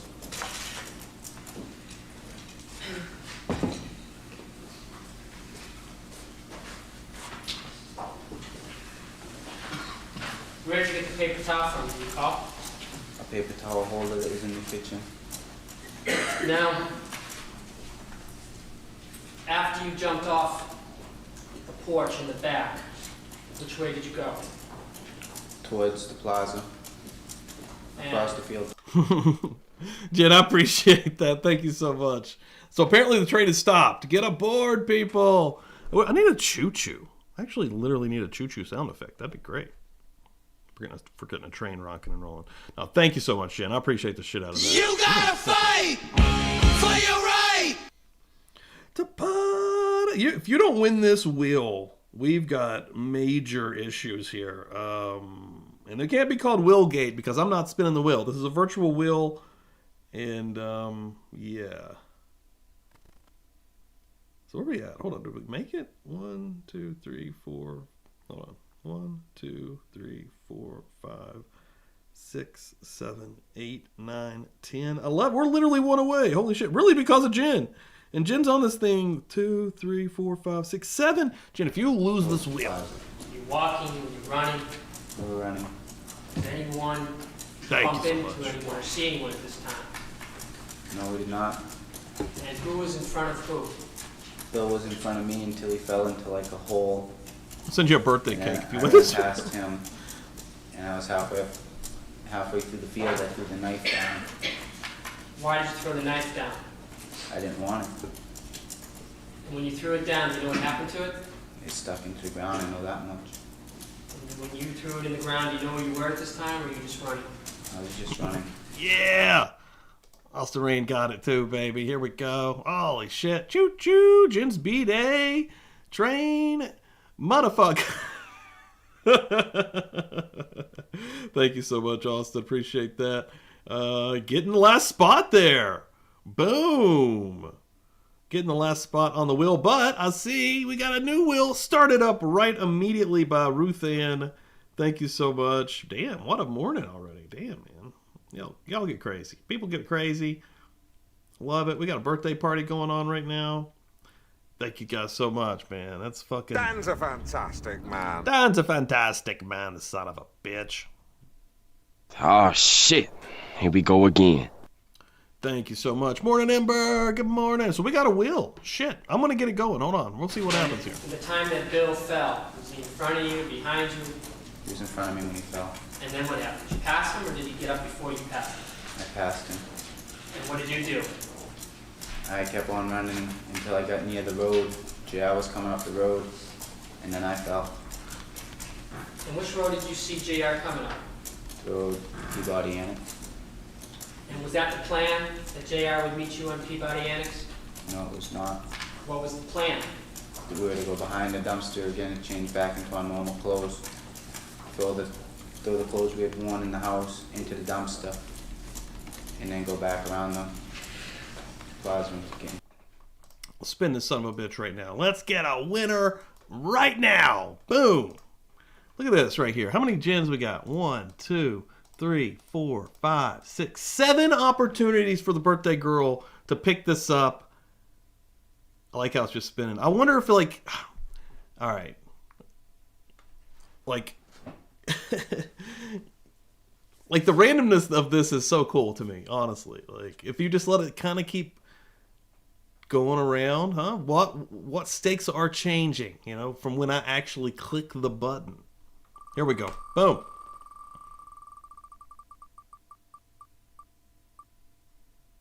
Jen's gotta get that one. She's through the next 3 up in that son of a bitch. Happy birthday to Jen. Let's go. That's what I'm talking about. I'm telling you like it is, baby. Fuck yeah. Getting a winner circle. I mean, that was... I would have been blown away. It has happened. I've had like wheels loaded with a name and then they not win. And I'm just like, wow, that is crazy. But no. The birthday gods are smiling on Jen right now. And I got to get some stuff going. I've actually let this build up now. So yeah, I've got a shirt. How many shirts I got in here? I got 3. I'm about to have a 4th shirt, but so I'll probably get that one on Tuesday. Maybe do the shirt on Tuesday. So then I'll have 4 shirts to go, and I'll have a bunch of other stuff to send too. I'll let this kind of build up before I start doing that, and I've let this one get away from me. So congratulations is what I'm saying. Oh yeah. Apparently. Now, when you were running across this area behind the condominium towards the plaza, were the lights on? Was it bright? Was it dark? Relatively dark. And were you guys saying anything to each other as you were running? No. And I you love threw it. the knife. What was... Hey, maybe go buy a lottery ticket today. What, if Think of anything, me when did you you notice win. Bill doing with the gun? Going, baby. Go to Vegas. Behind me. We'll get So Chris. after you saw Go to hit JR's some car, what did you then do? I jumped in casinos. the back seat, and a few seconds after me, Bill jumped in. And what, if anything, did you say at that time? Told him to go grab the clothes. What did JR and Raymond do? We went back behind the dumpster and grabbed the clothes. And as you grabbed the clothes, what, if anything, did you do at the plaza? I just grabbed the clothes, got back in the car, and we left to go home. You grabbed the clothes? Yes, I did. Now, could you describe how Bill appeared at this point? Shaken up, nervous, scared. You still have the gun? Yes. Now, after you grabbed the clothes, I couldn't imagine amping myself Where up did to you kill go next? somebody. We had Not in this taken back situation, roads like- home from Derry. So we went back up Peabody Annex and This is crazy. took a left, and that's Oh my God, Jen! where I Second I wheel? knew where we were going. Son of a bitch, $2. I Jen can follow the is way absolutely it's going nuts right now. Jen, I love on it, the way man. back, Holy see, cow. excuse Yeah, me, we have a say, second before wheel you went rolling. You're back number to 2 see on that thing. You took the back roads? Fuck Yes. yeah. Did you stop anywhere along the way? But along the way, we changed Damn. back into We getting that train rolling. Yeah, I've got to get a choo-choo sound our effect. normal I'm clothes gonna- and the clothes we were wearing out of the Just for car. Jen. These were all the clothes that you were wearing out of the car? Yeah, Why is it? we didn't want them. And were you familiar with the area that you were in when you threw the clothes out of the car? No, And what happened to the duffel bag? Remember? I believe we threw that out with the clothes. And why do you say you believe you're not sure? I'm not sure where it went, but I never saw it in the car again. What happens next? We went back to Seabrook. And what did you do that night? In your butt. We dropped Ramey off first, then either myself or Bill off. I can't really remember which one of us got dropped off first. I went in my house, went through the stuff that was in the bag. I'm pretty sure we gave Raymond the CD players, the CDs, because when I went into my house, all I had was the jewelry. I went through that, and then Rainey came down my house a little bit later on at night, and me and him walked to Hampton Beach. Now, when you and Raymond went to Hampton Beach, what were you doing? First we were just walking, and then we decided to go down Hampton Beach. Now, did you see JR again that night? No, I did not. Did you see Bill again that night? No, I did not. Now, did there come a time in this case when you were arrested? Yes, I mean, when you were first arrested, were you arrested as an adult or a juvenile? was it juvenile? Did there come a time when you went through a certification process? Yes. What was the result of that certification process? After my district court certification, I pleaded out and waived off the rest of my certification. So in other words, you were treated as an adult, is that correct? Correct. And at the time, May 1st, 1990, when you committed this crime, how old were you? 16, And now you're 17? yes. And when you say you pleaded out, is it you entered into a cooperation agreement with the state? Yes, I did. And do you remember about when you entered into a cooperation agreement? Late January, I think. Of this past year? Yes. Your Honor, I'd like to have these cooperation agreements with the consent of the defense marked as state's exhibits. I believe we're up to 51 and 52 as full exhibits. That's without objection. All three of them? No, just Patrick Randall at this time around.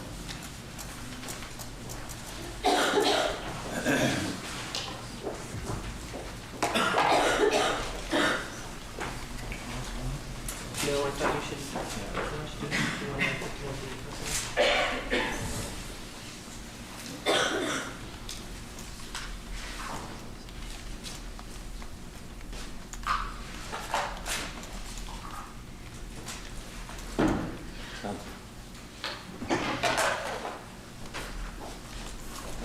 to- I'm sorry, you could be right there.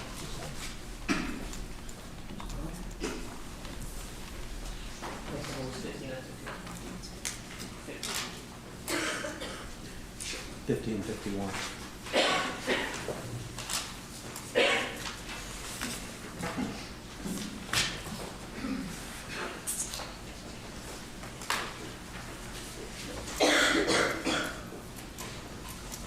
All set? So the record's clear. Actually, these would be State's Exhibits 50 and 51. Now, how many agreements did you sign with the state? Do you recall? 2. And what was the basis in your understanding of the first agreement? Was that after listening to what I had to say, the state would decide whether they were going to accept my plea. And that was an agreement that was read to you by your attorneys? Yes, it was. And you discussed it with your attorneys? Yes, I did. And is it fair to say you had extensive, detailed discussions with your attorneys prior to entering into this agreement? Yes, I did. And are these your signatures on the back of State's Exhibit 50? Yes, they are. Is that the signature of your attorney, James Moyer? Yes, it is. And do you recognize the signatures of myself and Mr. Pelosi? Yes, it is. And you were present when this was signed? Yes, I was. And this agreement was signed before Dude, this type of mustache is the best. you were spoken to, is that correct? Yes, it was. And a second agreement was spoken to after, I'm sorry, the second agreement was signed after you were spoken to, is that correct? Yes, it was. And was this agreement explained to you in detail by your attorneys? Yes. Did you have an opportunity to read it and read it with them? Yes. The last page of what's the State Exhibits 51, do you recognize the signatures? Yes. And whose signatures are they? They're mine, my lawyers, yours, and Ms. Nicolosi's.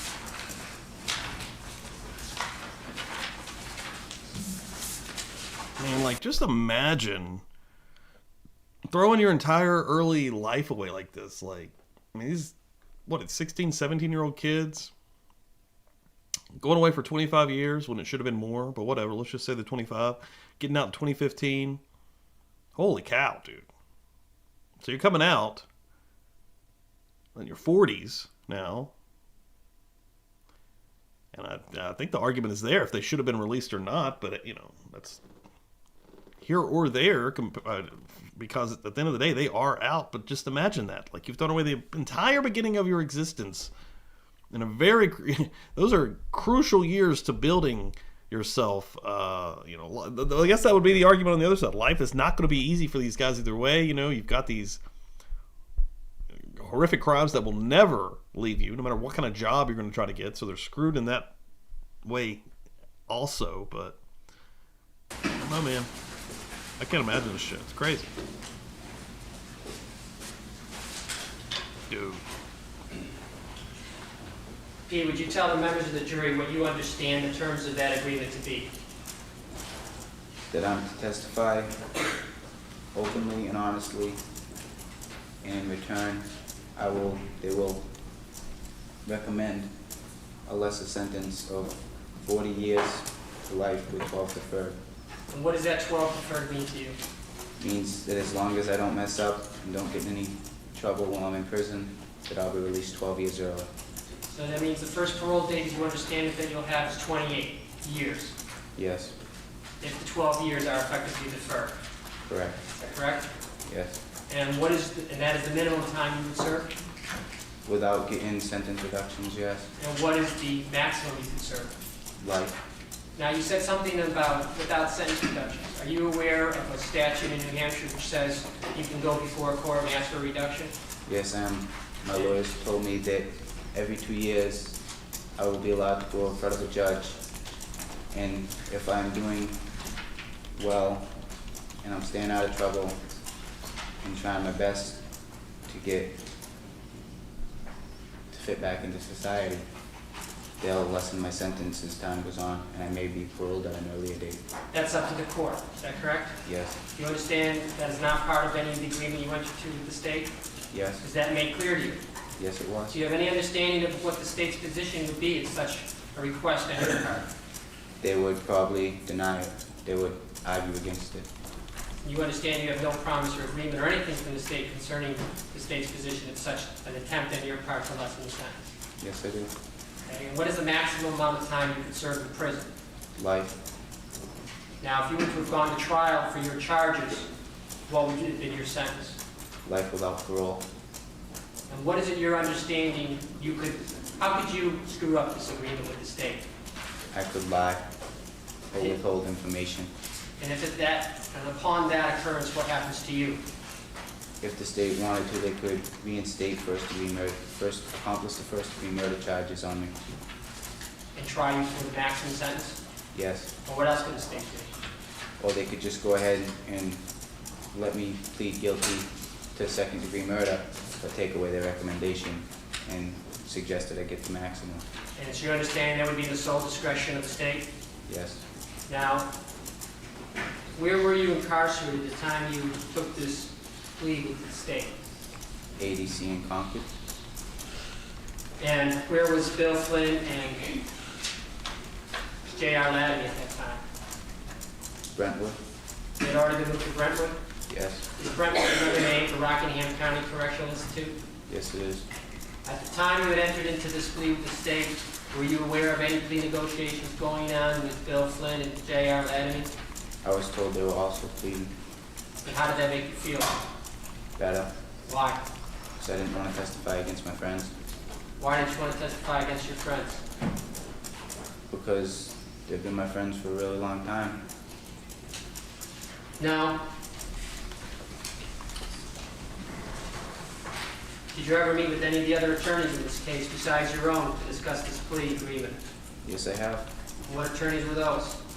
Masha Kazarosian, JR's attorney. And was JR present at that meeting? Yes, he was. Did you at any time during that meeting discuss what you would testify to or what you would say? No, I did not. What was the purpose of that meeting? Just so we could both understand that we were both going to plead guilty. And what were you to understand at that meeting? We were talking about whether we were both going to plead guilty or we were going to go on and go to trial. Did you ever discuss what JR knew and what you knew at that meeting? No, we did not. Or any time prior to your plea? No, I did not. Now, what is your understanding now as far as testifying against your friends, JR and Bill Flynn? Well, let me rephrase that. As you sit here today, are you aware of Bill Flynn and JR Latimer having entered into agreements with the state? Yes, I am. And what is your understanding of your requirement to testify against them? If either one, for any reason, drops out of the plea negotiation with the state, I'm to testify against them. Now, what about Raymond Fowler? In my understanding, he's just going to go to trial, and that I may have to testify against him also. And was it your understanding you had to testify against anyone and everyone who Yes, might be involved in the murder of Gregory Smart? correct. Now,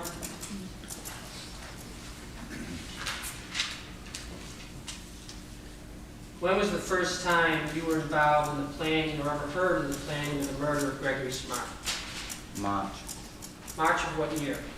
1990. How did you first hear about it? Bill came into the back bedroom of JR's house. Me and JR was sitting at a table listening to some music, and Bill said he wanted to kill Greg Smart. And what did you say to Bill? Asked him why and told him he was nuts and stupid. And did Bill discuss any reasons at that time why he wanted to kill Gregory Smart? Yes. What did he say to you? He told me that Pam was unhappy in the marriage and that supposedly Greg hit her and everything, and she didn't want a divorce because if she got a divorce, she'd get no money, she'd lose her car, she'd lose her house, she'd lose everything, and she didn't want that. Were you aware of the nature of the relationship between Pamela Smart and Bill Flynn at that time? Yes, I was. How were you aware of it? Bill told me. What did Bill tell you? Told me they were having an affair. Did you believe him? Yes. Now, after that first initial conversation with Bill Flynn, All right. I gotta show you guys this because this is insane. Hold on.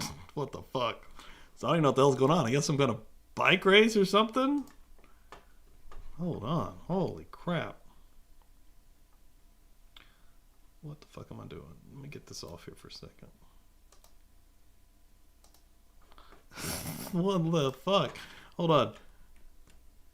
There was a terrible accident during the Women's Milan San Remo one-day classic in Italy. Are you ready for this? This looks brutal. This looks very brutal, actually. I hope they're okay.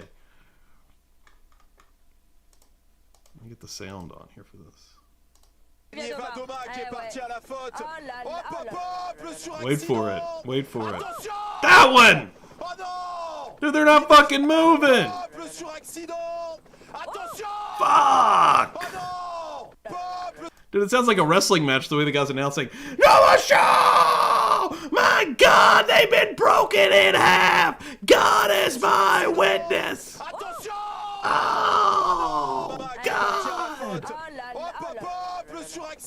That seriously looks brutal, though. Like, that's a fucking terrible wreck.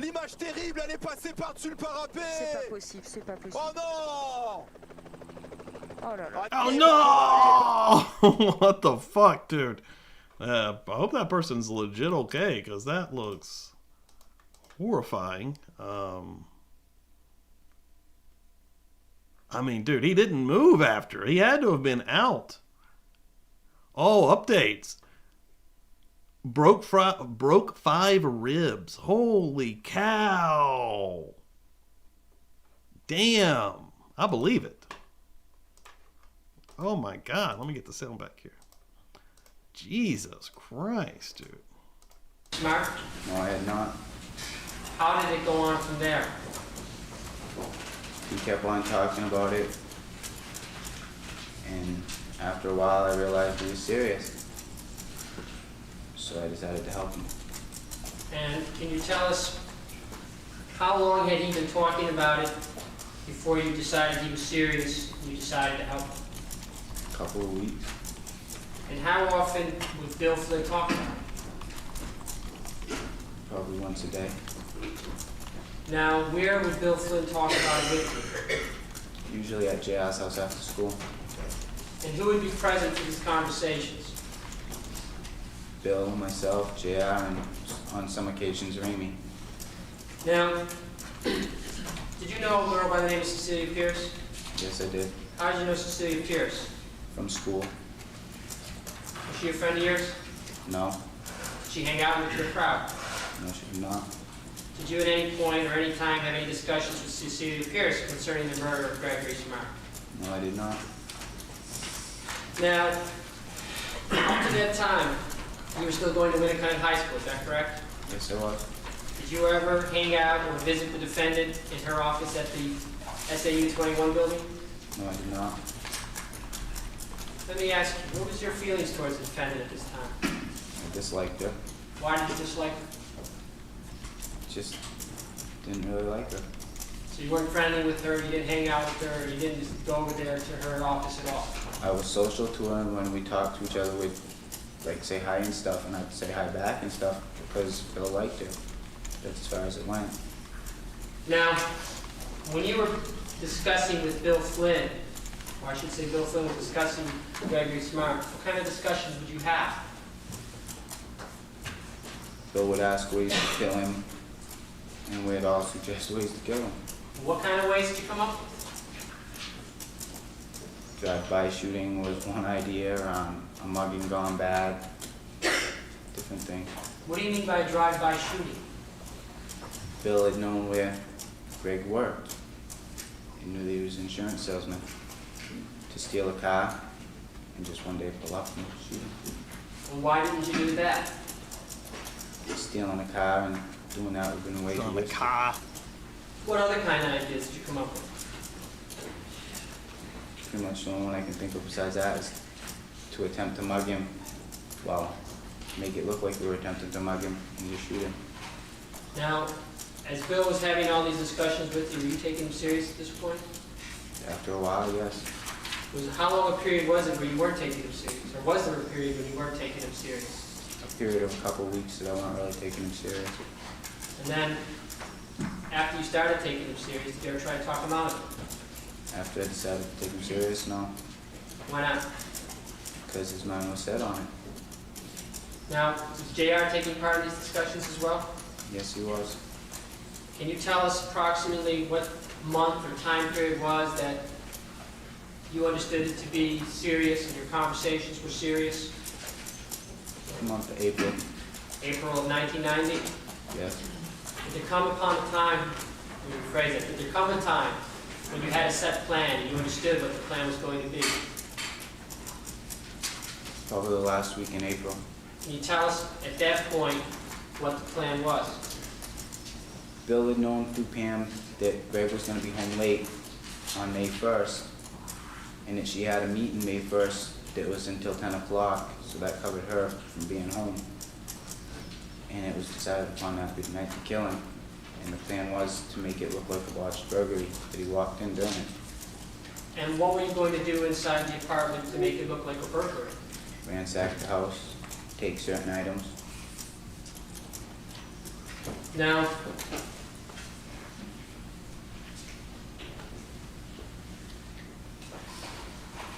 how was it determined you were going to get into the apartment at that point? Pam had told Bill earlier that the bulkhead and the back doors would be left open, and on our way to Haverhill, she had also told me. Okay. So make it clear for the jury, when you say Pam told Bill, you weren't present when Pam was talking to Bill, is that correct? No, I was not. So this is a conversation that Bill said to you, this Yes. is what the defendant said. Yes, Is that correct? correct. Now, did you have any discussions prior to coming up with the final plan for weapons that you would use? We had discussed purchasing a handgun in Haverhill From who? from a street dealer I'd known, Of what name? Zeppelin. And what do you mean by a street dealer? Sold coke, and pretty much you could hawk stolen goods from him, you could sell them to him. And did you have any discussions with Zeppelin about a weapon? I had asked him one time, he said he could get me it, and he gave me an estimate of around $100 to $300. I asked Bill, well, if you want a gun that way, you're gonna have to get the money from Pam or from someplace. What happened with that plan? He didn't get the money, so I didn't get the gun. Were there any other attempts to secure any other weapons? Myself, Raymond, and Bill Flynn had looked in Raymond Fowler's attic for his father's handgun, but we couldn't find it. You never found his handgun? And we did not. So what gun did you end up deciding to use? J.R.'s father's. Now, you said J.R.'s father. J.R. lived with his father and mother? Yes, he did. Can you tell us what kind of gun collection J.R.'s father had? Assortment of shotguns, rifles, and 2 handguns. And what handgun or rifle did you decide you would use? He had a .38 Shatter Arms stub-nose pistol that we decided to use. And what was J.R.'s feelings about using his father's gun? He disliked the idea of using it Why not? because it Why? was his father's gun, and that we couldn't get rid of it after we used it, so if anything ever happened, the police could get a hold of the gun. Why couldn't you get rid of it after you used it? Because his father would notice it missing. So why is it that you then decided to take J.R.'s father's gun? We had taken it as a safety precaution in case we had to use it, or if anybody came out while we were in the apartment to show them the gun and they'd back off so we could run. What discussions, if any, did you have concerning transportation in the area? We were going to steal a car, but we decided that if we got caught in a stolen car, that would end it right there. We'd get busted for being in a hot car. So we decided, first we thought we may use Pam. Sorry, I'm having a little hard time hearing you. Maybe we could get you to direct the microphone closer to you if you would. Okay. At one time we had discussed using Pam's CRX, but since it was so noticeable, in fact, that it had been seen around there before, that it lived there, we decided not to use that, and we came upon the decision to use his grandmother's car. Now, can you give the jury some indication about how many times you discussed this with Bill or JR and Raymond? Are we talking about 1, 2 discussions? Are we talking about 3 or 4? Can you give us some idea of how the progression of the discussions went? So we must have discussed it at least 20 times. I'm sorry? At least 20 times. And where would these discussions take place? Mostly in JR's house. Anywhere else? A couple of the discussions had taken place in Raymond's house. You ever discussed it at Bill's house? No. And where did you guys normally hang out after school? JR's house. And why was JR's house the house to hang out in? Parents let us all hang out there. And besides yourself and JR and Pete, I'm sorry, Bill and Raymond, who else used to hang out there? Ralph, Frank Daly would come down on occasion. Now up to this point, is Ralph Welsh aware of your talking with Bill about the planning the murder of Gregory Smart? No, he is not.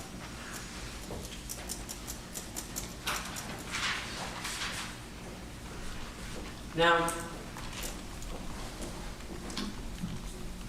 let's talk about the ammunition. Can you tell us where you got the ammunition? Bill gave George Iman the money to buy a box of 38 caliber bullets. Why didn't you just take bullets from JR's father? We weren't sure if he'd notice him missing. And when Bill gave the money to George Iman, do you know where the money came from? I'm not sure, but I was under the impression that Cam gave him the money. So you didn't see any money trade hands? No, I did That's not. just the impression Bill gave you? Yes, Do you have any idea how much the bills would cost? under $20. Now, besides what Bill told you about the relationship between him and Pam Smart, did you ever see anything? Did you ever see Pam and Bill together? Yes. Where did you see them together? She used to bring him down to the house and drop him off every day because they worked on an orange juice commercial together. And on one night, she brought him and Cecilia Pierce down to the house, and Bill had been drinking Southern Comfort. How do you know he had been drinking Southern Comfort? He still had the bottle And let's just back up. Where were you at this time? at JR's house. And who else was there with you? Who was home? Well, who was with you? Were you hanging out with his parents, just JR? Just me and JR were hanging out, but his mother and father were home. Okay, and what did you see? Bill came down with Pam and Cecilia in the CRX. Then we all went out front into the front yard. And Bill was hanging off Pam and stuff, but he was drunk. And then they decided they wanted to go down Salisbury Beach. So we let them go down Salisbury Beach, and me and JR split. And what do you mean by Bill was hanging on Pam? He was hugging her and hanging off her and stuff. And how was Pam reacting to Bill's hanging on to her? Holding him up. Now, was Bill old enough to drink at this point? No, And Cecilia drinking as far as you do? I'm not sure. What about Pam? She didn't seem to have been. And how long were you with them at that time? Probably about a half an hour. Now,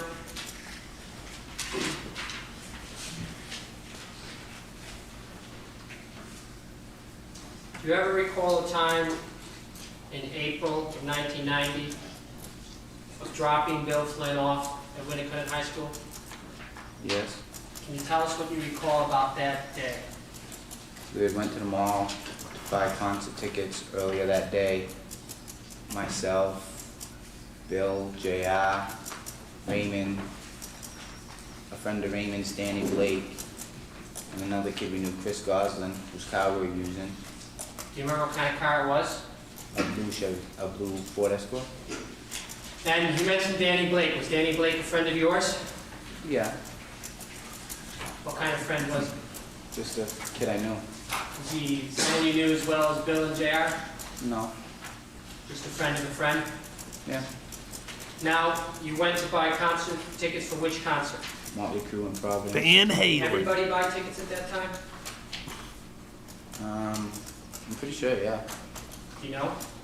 I had bought a couple. Chris Goslin had bought one. Danny Blake had bought one. And I believe Raymond had bought one too. How many trips did you make to the mall to buy tickets? I think 2. You made 2? Yourself? Yes. Okay. So was this on the same day or separate days? Separate days.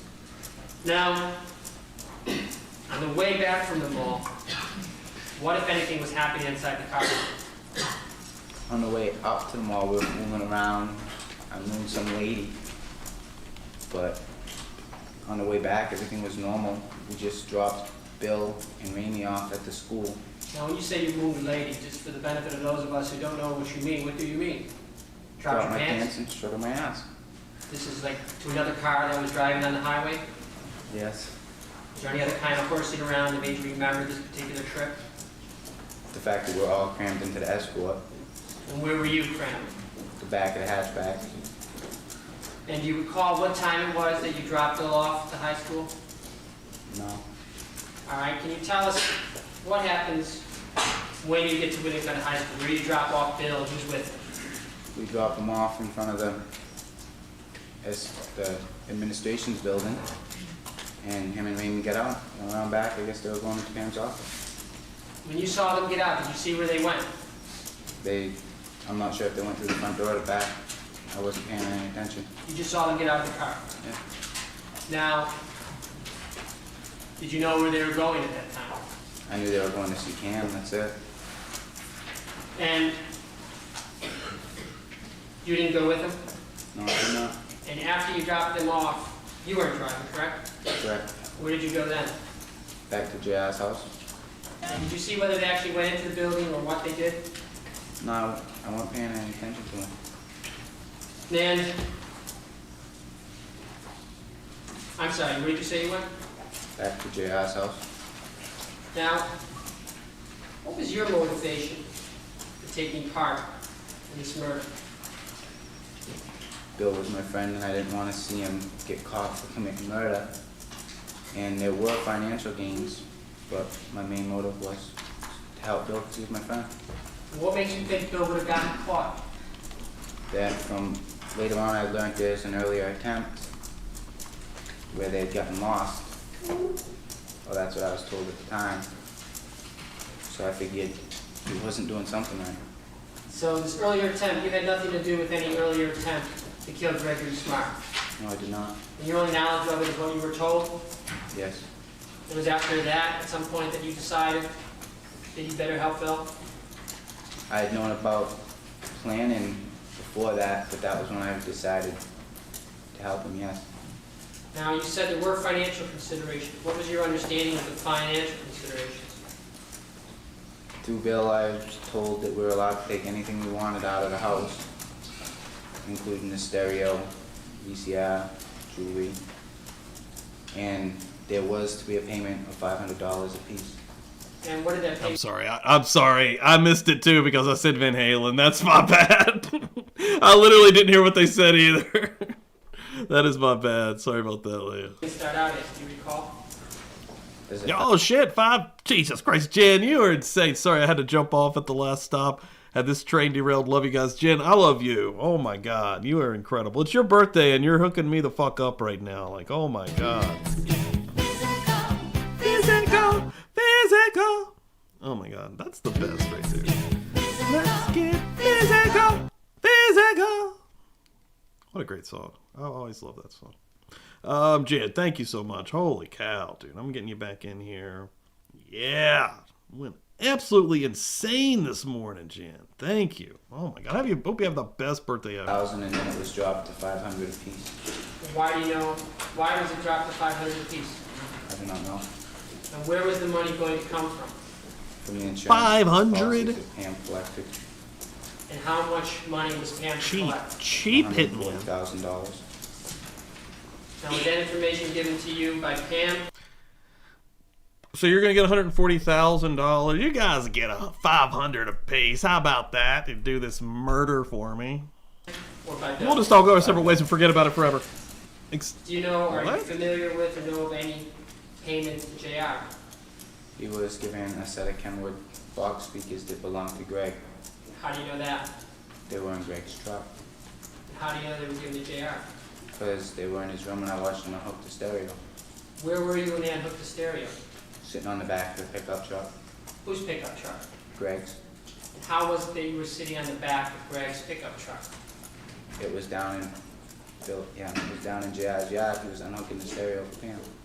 Okay, when you say hooking the stereo, you mean the stereo inside the pickup truck? Correct. Now, was the defendant there at that time? Yes. Did you overhear any discussions between her and JR? No, they were sitting in the cab talking for a little while, but I wasn't really paying attention. It was a nice day and I was just sitting on the truck and laying around. And so your understanding of what the speakers were for, something that you were told afterwards. Was that it was be half of JR's payment. Now, did you in fact ever receive any money in this case? No, I did not. Did you personally ever make any demand of the defendant that she made payment to you? No, I did not. Did you ever talk to her about it after the murder, the payment? No, I did not. Or not? It wasn't something I wanted to bring up. And that was it. Now, did you ever spend any time with Bill and Pam, the defendant, after the murder? We had all went places a couple of times. I'd been over her house a few times. Her new condo in Hampton. We'd been to the movies together. Which Four movie? of us. Do you remember when you went to the movies? Pretty close to that. Pretty close to when we got busted. You say busted, you mean arrested? Yes. And who went to the movies that night? JR, myself, Bill, and Pam. Did you ever see the defendant and Bill at JR's house? A couple of times. One time they were in the camper. When I came down, there was her car went in the yard, so I went to go in the camper because no one was in the house. And Bill yelled, "Whoa, whoa, I'm in here." And so I left the camper. And then a couple minutes later, JR came down the driveway in Pam's car. It's Honda CRX? Yes. Now, when Bill and Pam were in that camper, did you ever see Pam eventually outside the camper? She came out of the camper later on. I didn't see her get out. She was just in the yard later on. And do you have any idea when that was? Later on in the day, I wasn't sure about the time. Did you have any conversation with them? Not really. Okay, you said you weren't sure of the time. Do you have any idea when the date was? No, When this was after the murder? I'm pretty sure. Now, did you ever go shopping with Pam or Bill? We had went to Dreher Holloway looking at Trans Ams and Firebirds When was that? Do you remember? after Greg's death. Right after, weeks after? Weeks, I'd say. How did that happen? Her and Bill were down the house. It's the same day that around the same day or the same day that JR took the stereo out of the truck for it. We had all, JR, Bill, Pam, and Michelle Nichols, JR's girlfriend. We were all sitting around, and Bill and Pam came down. Oh no, Pam came down. Bill was with her. I'm not sure if he was here at the house or not, but we had wound up all going to Dreher Holloway Why did you go to Dreher Holloway? to look at Trans Ams because Pam wanted to buy one. But why Dreher Holloway? Why that car dealership? Because JR's mother worked there, You know what JR's mother's name is? Diane. Well, her real name's Naomi Latimer, so she goes by Diane Latimer. Now, you said something earlier about being in the camper. Can you give the members of the jury what you mean by this camper at JR's house? There was a mobile home that we all just hung around. and Essie, morning. Listened to the stereo. Afternoon and now. sat around. Actually, wherever you Where are. was this It might be morning mobile there. home or camper on JR's, in relationship to JR's house? To the right side of his house in the yard. So it was just parked there, is that the idea? Yeah. All right, I'm going to run to the bathroom. Now- I'll be right back. I got to pee. Did you have any other discussions with the defendant concerning your involvement or her involvement in the murder of Gregory Smart after May 1st, 1990? On, I believe it was June 9th or 10th, just before we were arrested. Well, actually a couple days before we were arrested, myself and JR went to her condo to tell her and Bill that the night before I had told Ralph what we did. When you say you went to her condo, where was her condo at this time? In Hampton? Now, this is different from the condo you went to kill Gregory Smart. Yes, it is. Now, when you say you went there in the morning, about what time in the morning was it? I think it was around 9 or 10, maybe 11. And who did you go there with? JR How did you get there? on a road bike. And as you rode to this condominium and you got there, where was Bill? He was already at the condo. And did you just walk in, you ring the doorbell, what happened? rang the doorbell a couple times, no one answered, so we started knocking on the door. Then Bill came down, let us in. We told him something was seriously wrong. Went upstairs. You went upstairs? Yeah. To where? Into the condo. There's a flight of stairs that you go up. And you come out in the condo. Okay. And after you went up those set of stairs into the condo, you told them something was seriously wrong, then what happened? Pam was coming down from upstairs, so we all sat around in the living room and we told him what happened.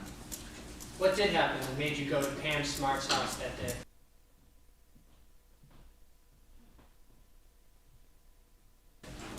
The night before, Ralph Welch came to JR's house. He had been talking to Danny Blake, who had been talking to Raymond Fowler. And he knew bits and pieces about the murder. And when you say Ralph Welch came to JR's house, what do you mean by he came to his house? Well, he lived there, but it was, I don't know, maybe 11 o'clock at night. And we had just got in, and Ralph came in a little bit after us. And what, if anything, did he say to you at that time? He asked us if we had anything to do with killing Greg Smart. And what'd you tell him at first? No. Then what happened? Then he left the room, and JR said, Jesus, Bill's gonna be pissed. And I said, yeah. And Ralph Kane jumped back in the room, jumped on top of me and started tickling me. What was he saying? I heard you. Tell me now what you were talking about. What do you mean by he said, I heard you? He was listening outside the door and we didn't know him. Now, when JR said Bill's gonna be pissed, what was JR referring to? Raimi talking. Now, when you say Raimi, do you mean Raymond Fowler? Yes. And he was the fourth individual with you on the night of May 1st, 1990? Yes, he was. So after Ralph Welch came back into the room, he jumped on you, what happened then? I started to tell him what happened the night of May 1st. Then I told him, well, wait a minute, we went outside, and I told him what happened May 1st. Now, who was around when you told him? Myself, JR, and him. Where was JR's parents? Us three. Jesus. What time of night was I'm it? sorry. 11:30, 12 maybe. You know what day of the week this was? January 9th, I think it was a Sunday, I believe. June 9th, sorry. All right, and you started the conversation in the bedroom, Yes. and what made you go outside? Just in case Diane got up to go to the bathroom or something and happened to be walking down the hall and hear it. So did you go outside? Yes. And how long did you talk to Ralph Welch for? About a half an hour. And what happened after that? He freaked out. What do you mean by he freaked out? He got all nervous and stuff and asked us what were we gonna kill him now and stuff. Kill who now? Ralph, Why did Ralph say that? he freaked out when we told him that had happened.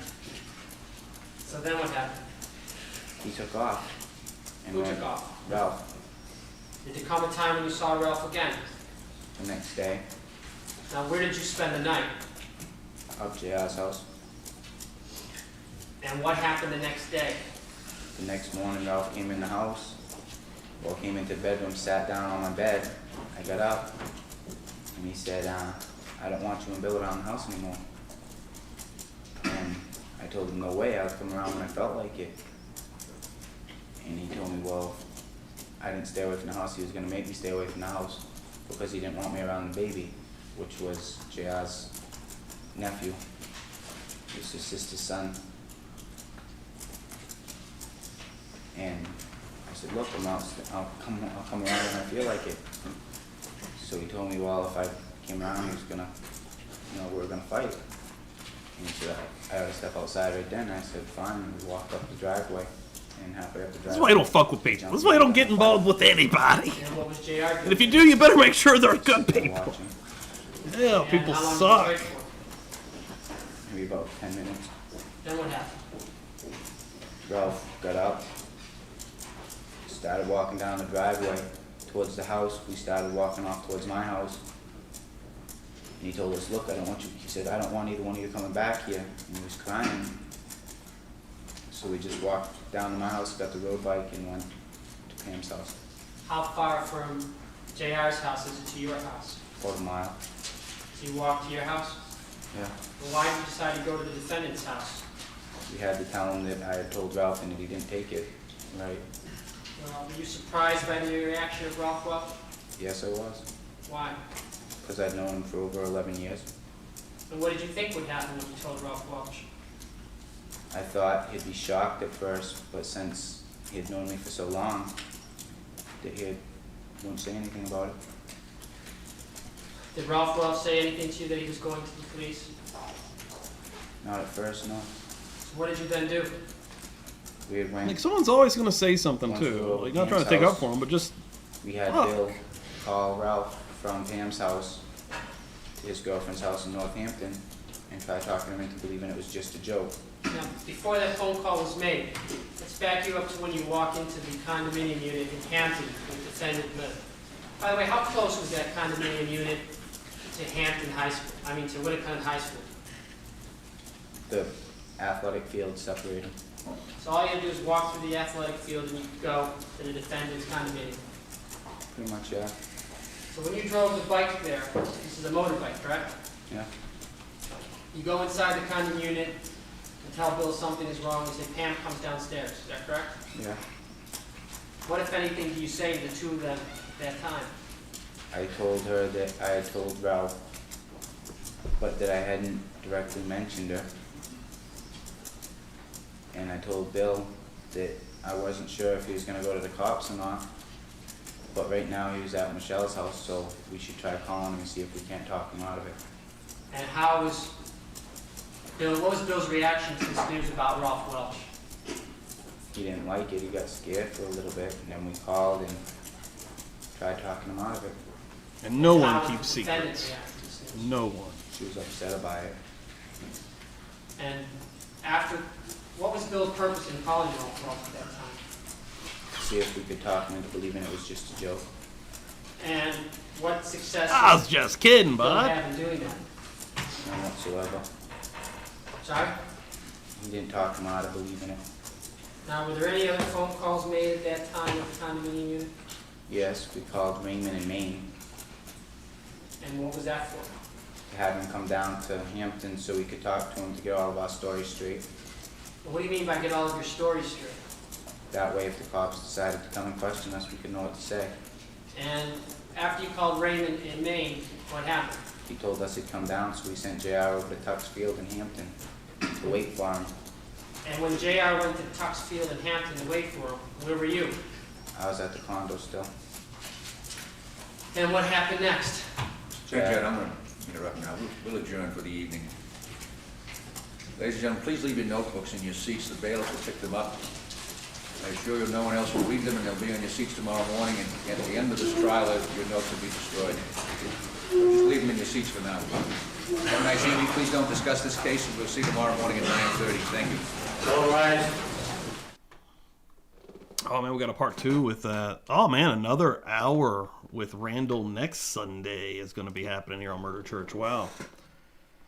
Yeah, I mean, dude, you got to watch who you're getting involved with in life, and especially when you're young. That's what really sucks, you know. It's so easy when you're young to fuck up and ruin your entire existence and your life from something like this. And in this case, sadly, it was someone much older. Well, not much older. She was in her early 20s, but older, and was grooming these dudes. In my opinion, these guys were well old enough to realize what was happening. Again, being manipulated by sex and friendship with a guy, I guess, that was having sex with this lady. Am I unclear that was she having sex with all of the kids, or was it just one kid and then that kid got his buddies to help? I may be a little unclear on that part. But in general, you need to watch who the fuck you get entangled with. Because Jesus, especially teenagers. I mean, it's sad as hell. That's when you can absolutely ruin and do major damage to your life that will never go away. And again, that's when you're the dumbest of your life. You know what I mean? We've been talking about age during this whole thing. And me approaching 40, and I feel like I'm just now grasping a lot of this myself. I mean, it's hard, man. And it sucks. But at the same time, you have to face consequences. And I feel like knowing right from wrong is a major part of it. And the age that these kids were, I think it's hard to But, you know, it looks like these kids are out now.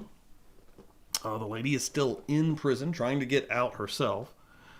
But this stream right here, folks, is going to bring you into Wrestle Plunge tonight. I'm going to be watching some wrestling from 1981 Southeastern Championship Wrestling. This wrestling is from Alabama, at least that general area. I know they go into Virginia, West Virginia, a little bit into Tennessee. But I think the promotion is alongly, at least when we're watching right now in 81, is really coming out of Alabama, especially the station that we're watching it from. We're lucky enough that somebody recorded this off TV. It's not the best quality, but it's the only quality, and we're lucky to even be able to see it. So we're going to be watching some more Southeastern Championship Wrestling tonight from 1981. Come hang out. This stream will take you directly into that. Please like it, even if you don't come hang out. I'd appreciate it. I got a brand new video over there that dropped last Sunday, and if you haven't liked and commented and watched that yet, please do. You can still get on the secret wheel that I'll probably be spinning Tuesday night before book club. Everybody that came through here today, again, happy fucking birthday to Jen. If you're still out there, Jen, thank you so much for all the generous donations. Thanks for starting some train action here this morning. Absolutely incredible, and I love you to death. Thank you so much. Hope you have an absolutely wonderful day, and 40 is not that bad. We're the new 30. Think about it that way. But yeah, come through tonight, guys. I think we're gonna have a good time. I know it's rough. It's rough, and I feel bad in a lot of ways, but at the same time, it's hard to. A literal life is gone because of some bullshit. Like, yeah, come back through Tuesday if you don't come through tonight. Love you guys. Have a great Sunday. I gotta go shopping. I gotta get some food. I gotta get ready. I'm gonna go for a walk. Kick its ass. I'm just going to be 80 here today. I'm freaking stoked about it. Later, guys.